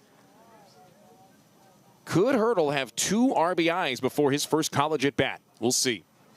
Gadina on 3-0, sets, fires, and that one's a strike, barely clipping the bottom of the zone to move it 3-1. Hurdle still in a good hitter's count. The opportunities dwindling here in the bottom of the 8th. Bases loaded, 2 down, 10-4 UNLV leads. Here's the 3-1 from Brent Gadina. Hurdle swings, hits one softly to right center. Here comes Landon Nunez. He cuts it off in the gap and gloves it for out number 3. Hurdle put a charge into that one, but underneath it is Nunez for the out. The Rebels don't score a run, they don't record a hit. However, they strand the bases loaded with 1 error in the bottom of the 8th inning. They hope they're done batting for the day. As we go to the top of the 9th, Rebels trying to close it out in a 10-4 game. Touchdown throws. And good old Johnny, he's the life of every party. It's like cheers, they know him everywhere he goes. I've got some famous friends you probably never heard of, but back in Riverside County, our crowd is second to none. You might not know them here in this big city we're in, but when I go back home, I've got some famous friends. Yeah, Ladies and gentlemen, your attention, please. Taking the mound for the Hustlin' Rebels, number 31, Will Marquardt.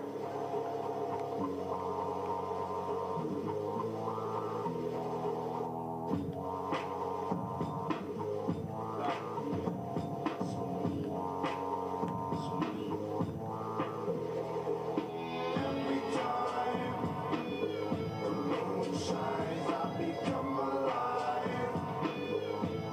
Yeah, and every time the moon shines, I become alive. Yeah, I'm feeling strange in the night. I'm not myself, I feel I'm thrown into a fight. Nowhere to run, nowhere to hide, nothing's right. My skin is burning, my heart quick as the speed. There's something going on with me. I am changing rapidly. Wait, I'm feeling stronger, more alert, I'm on the move. I smell her scent and I know I will find her soon, soon, soon. The one to come and free me from this fate. I'll find her, it's not too late. Every time. One defensive change for UNLV, staying in the game and now playing shortstop, number 3, Jaden Hurdle. Now batting for the Highlanders, number 5, Robert Pitts. It all comes down to this. Top of the 9th inning, UNLV leads UC Riverside 10-4. Midweek non-con showdown has been all UNLV from the very start.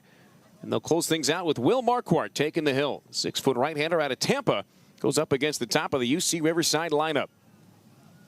Chase Gallegos behind home plate as Marquardt deals the first pitch. That's pulled foul down the line at third. And the count 0-1 to start off inning number 9. Marquardt is the 7th Rebel pitcher used. Of course, in these midweek games, you got to get as many guys opportunities as you can. Marquardt 3-0 with a 2.53 ERA pitching in relief this year. Needing some work today before the weekend series against New Mexico coming up. And is 0-1 to Pitts just off the outside to even it up. Dylan Rogers through the 8th inning on 19 pitches, 11 of which were for strikes. Charged with an unearned run thanks to an error. On 1 hit, 1 walk, while striking out 1. He'll leave with a no decision. Cody Albright in line for the win. His pitch fouled off, and the count 1 ball, 2 strikes. Pitts at the top of the lineup today with base hits in the first and the third. Since then, popped out to first and struck out swinging. Marquardt's first action in 3 days. He pitched twice last week against Arizona State and Utah Tech. The 1-2 outside on the slider. Marquardt out of Barry in the Tampa area. A grad transfer at 6 feet tall, 215 pounds. Rebels have found themselves a nice trio of late inning arms. This one's popped up down the line and right, fading towards the clubhouse. That'll clear the fence and land on the roof.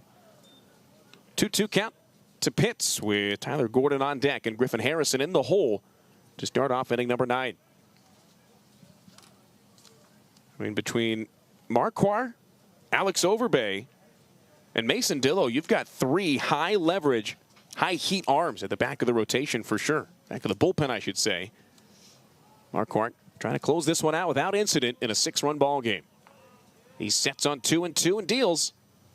Pitts swings and pops one up to right center field. Back goes Dwight Allen the second. In comes Gunnar Myro. It'll be the center fielder cutting in front and making the grab on a ball that hung up there with the wind picking up a bit. Pitts puts it into the gap, but hangs up there for Myro, who gloves it. And with 1 out, nobody on, here's Tyler Gordon. Jaden Hurdle into the game at shortstop defensively as well. Came in as a pinch hitter for Paul Myro in that bottom of the 8th inning. So just about the entirety of the infield, except for Brendan O'Sullivan, is new since the start of the game. Here's Gordon, the third baseman, who's hitless. Marquardt spins one off the outside on a fastball for ball one. Gordon has reached on errors twice, moving up to second base on both occasions in the third and fifth innings, but hasn't advanced past second. He's popped out and struck out otherwise. Beautiful slider over at the top of the zone for a strike. As Marquardt pitching for the 7th time this year, is the count even at 1. He's gone as many as 2 2/3 innings, and that was by far his best outing on the 28th of February against Milwaukee here at the Earl.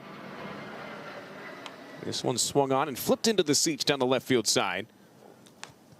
1-2 count to Gordon. In that game against the Milwaukee Panthers, 2 2/3 scoreless with 3 strikeouts of the 10 batters he faced in a 4-3 tight Rebel victory. Marquardt's ahead 1-2, crosses the left foot in front of the right as he brings the hands together in the set. The pitch swung on, popped out of play on the left field side again. Gordon nearly swinging out of his shoes to keep that one in play. Mentioned it already, but bears repeating that UC Riverside, after this game, gets on the bus, heads back to the east side of LA, and will take on San Francisco tomorrow at 1 o'clock. 2 games in a 23-hour stretch. Here's the 1-2. Slider in, the dirt evens up the count. And they'll continue Big West play this weekend, Friday, Saturday, Sunday, against UC Davis in the northern part of California. Big West basketball tournament also here in Las Vegas, one of 4 taking place in Vegas over the next week and a half. Meanwhile, here's the 2-2. Fastball called for strike 3.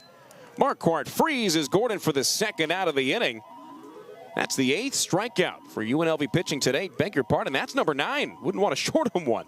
As Gordon caught looking for the 2nd time. And with that, Marquardt has the Highlanders down to their final out. Rebels trying to hold on for win number 11 on the year.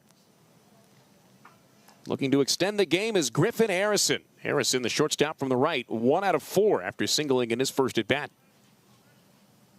First pitch swinging. Lines one down the left field side, but foul. Hooking towards the corner in the process. Reached out and got that one off the end of the bat. Harrison with a loud strike 1. Big bending curveball tossed in there by Marquardt. Part of the reason why he was so early.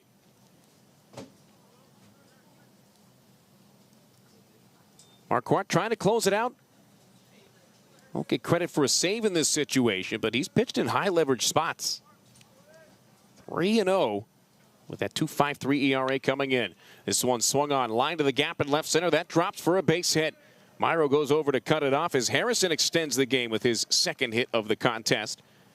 That's hit number 8 for UC Riverside in the game. And it keeps it going.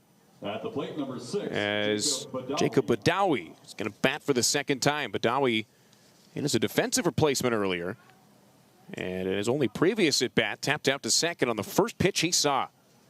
Badawi now 2 out of 19 on the season, with the average at 105. Open stance from the right. A soft waggle of the bat beyond the shoulder. He swings at the first pitch here. Chops it to short. Hurdle's got it. The feed the short way to second base is in time to Garitano. And that will do it.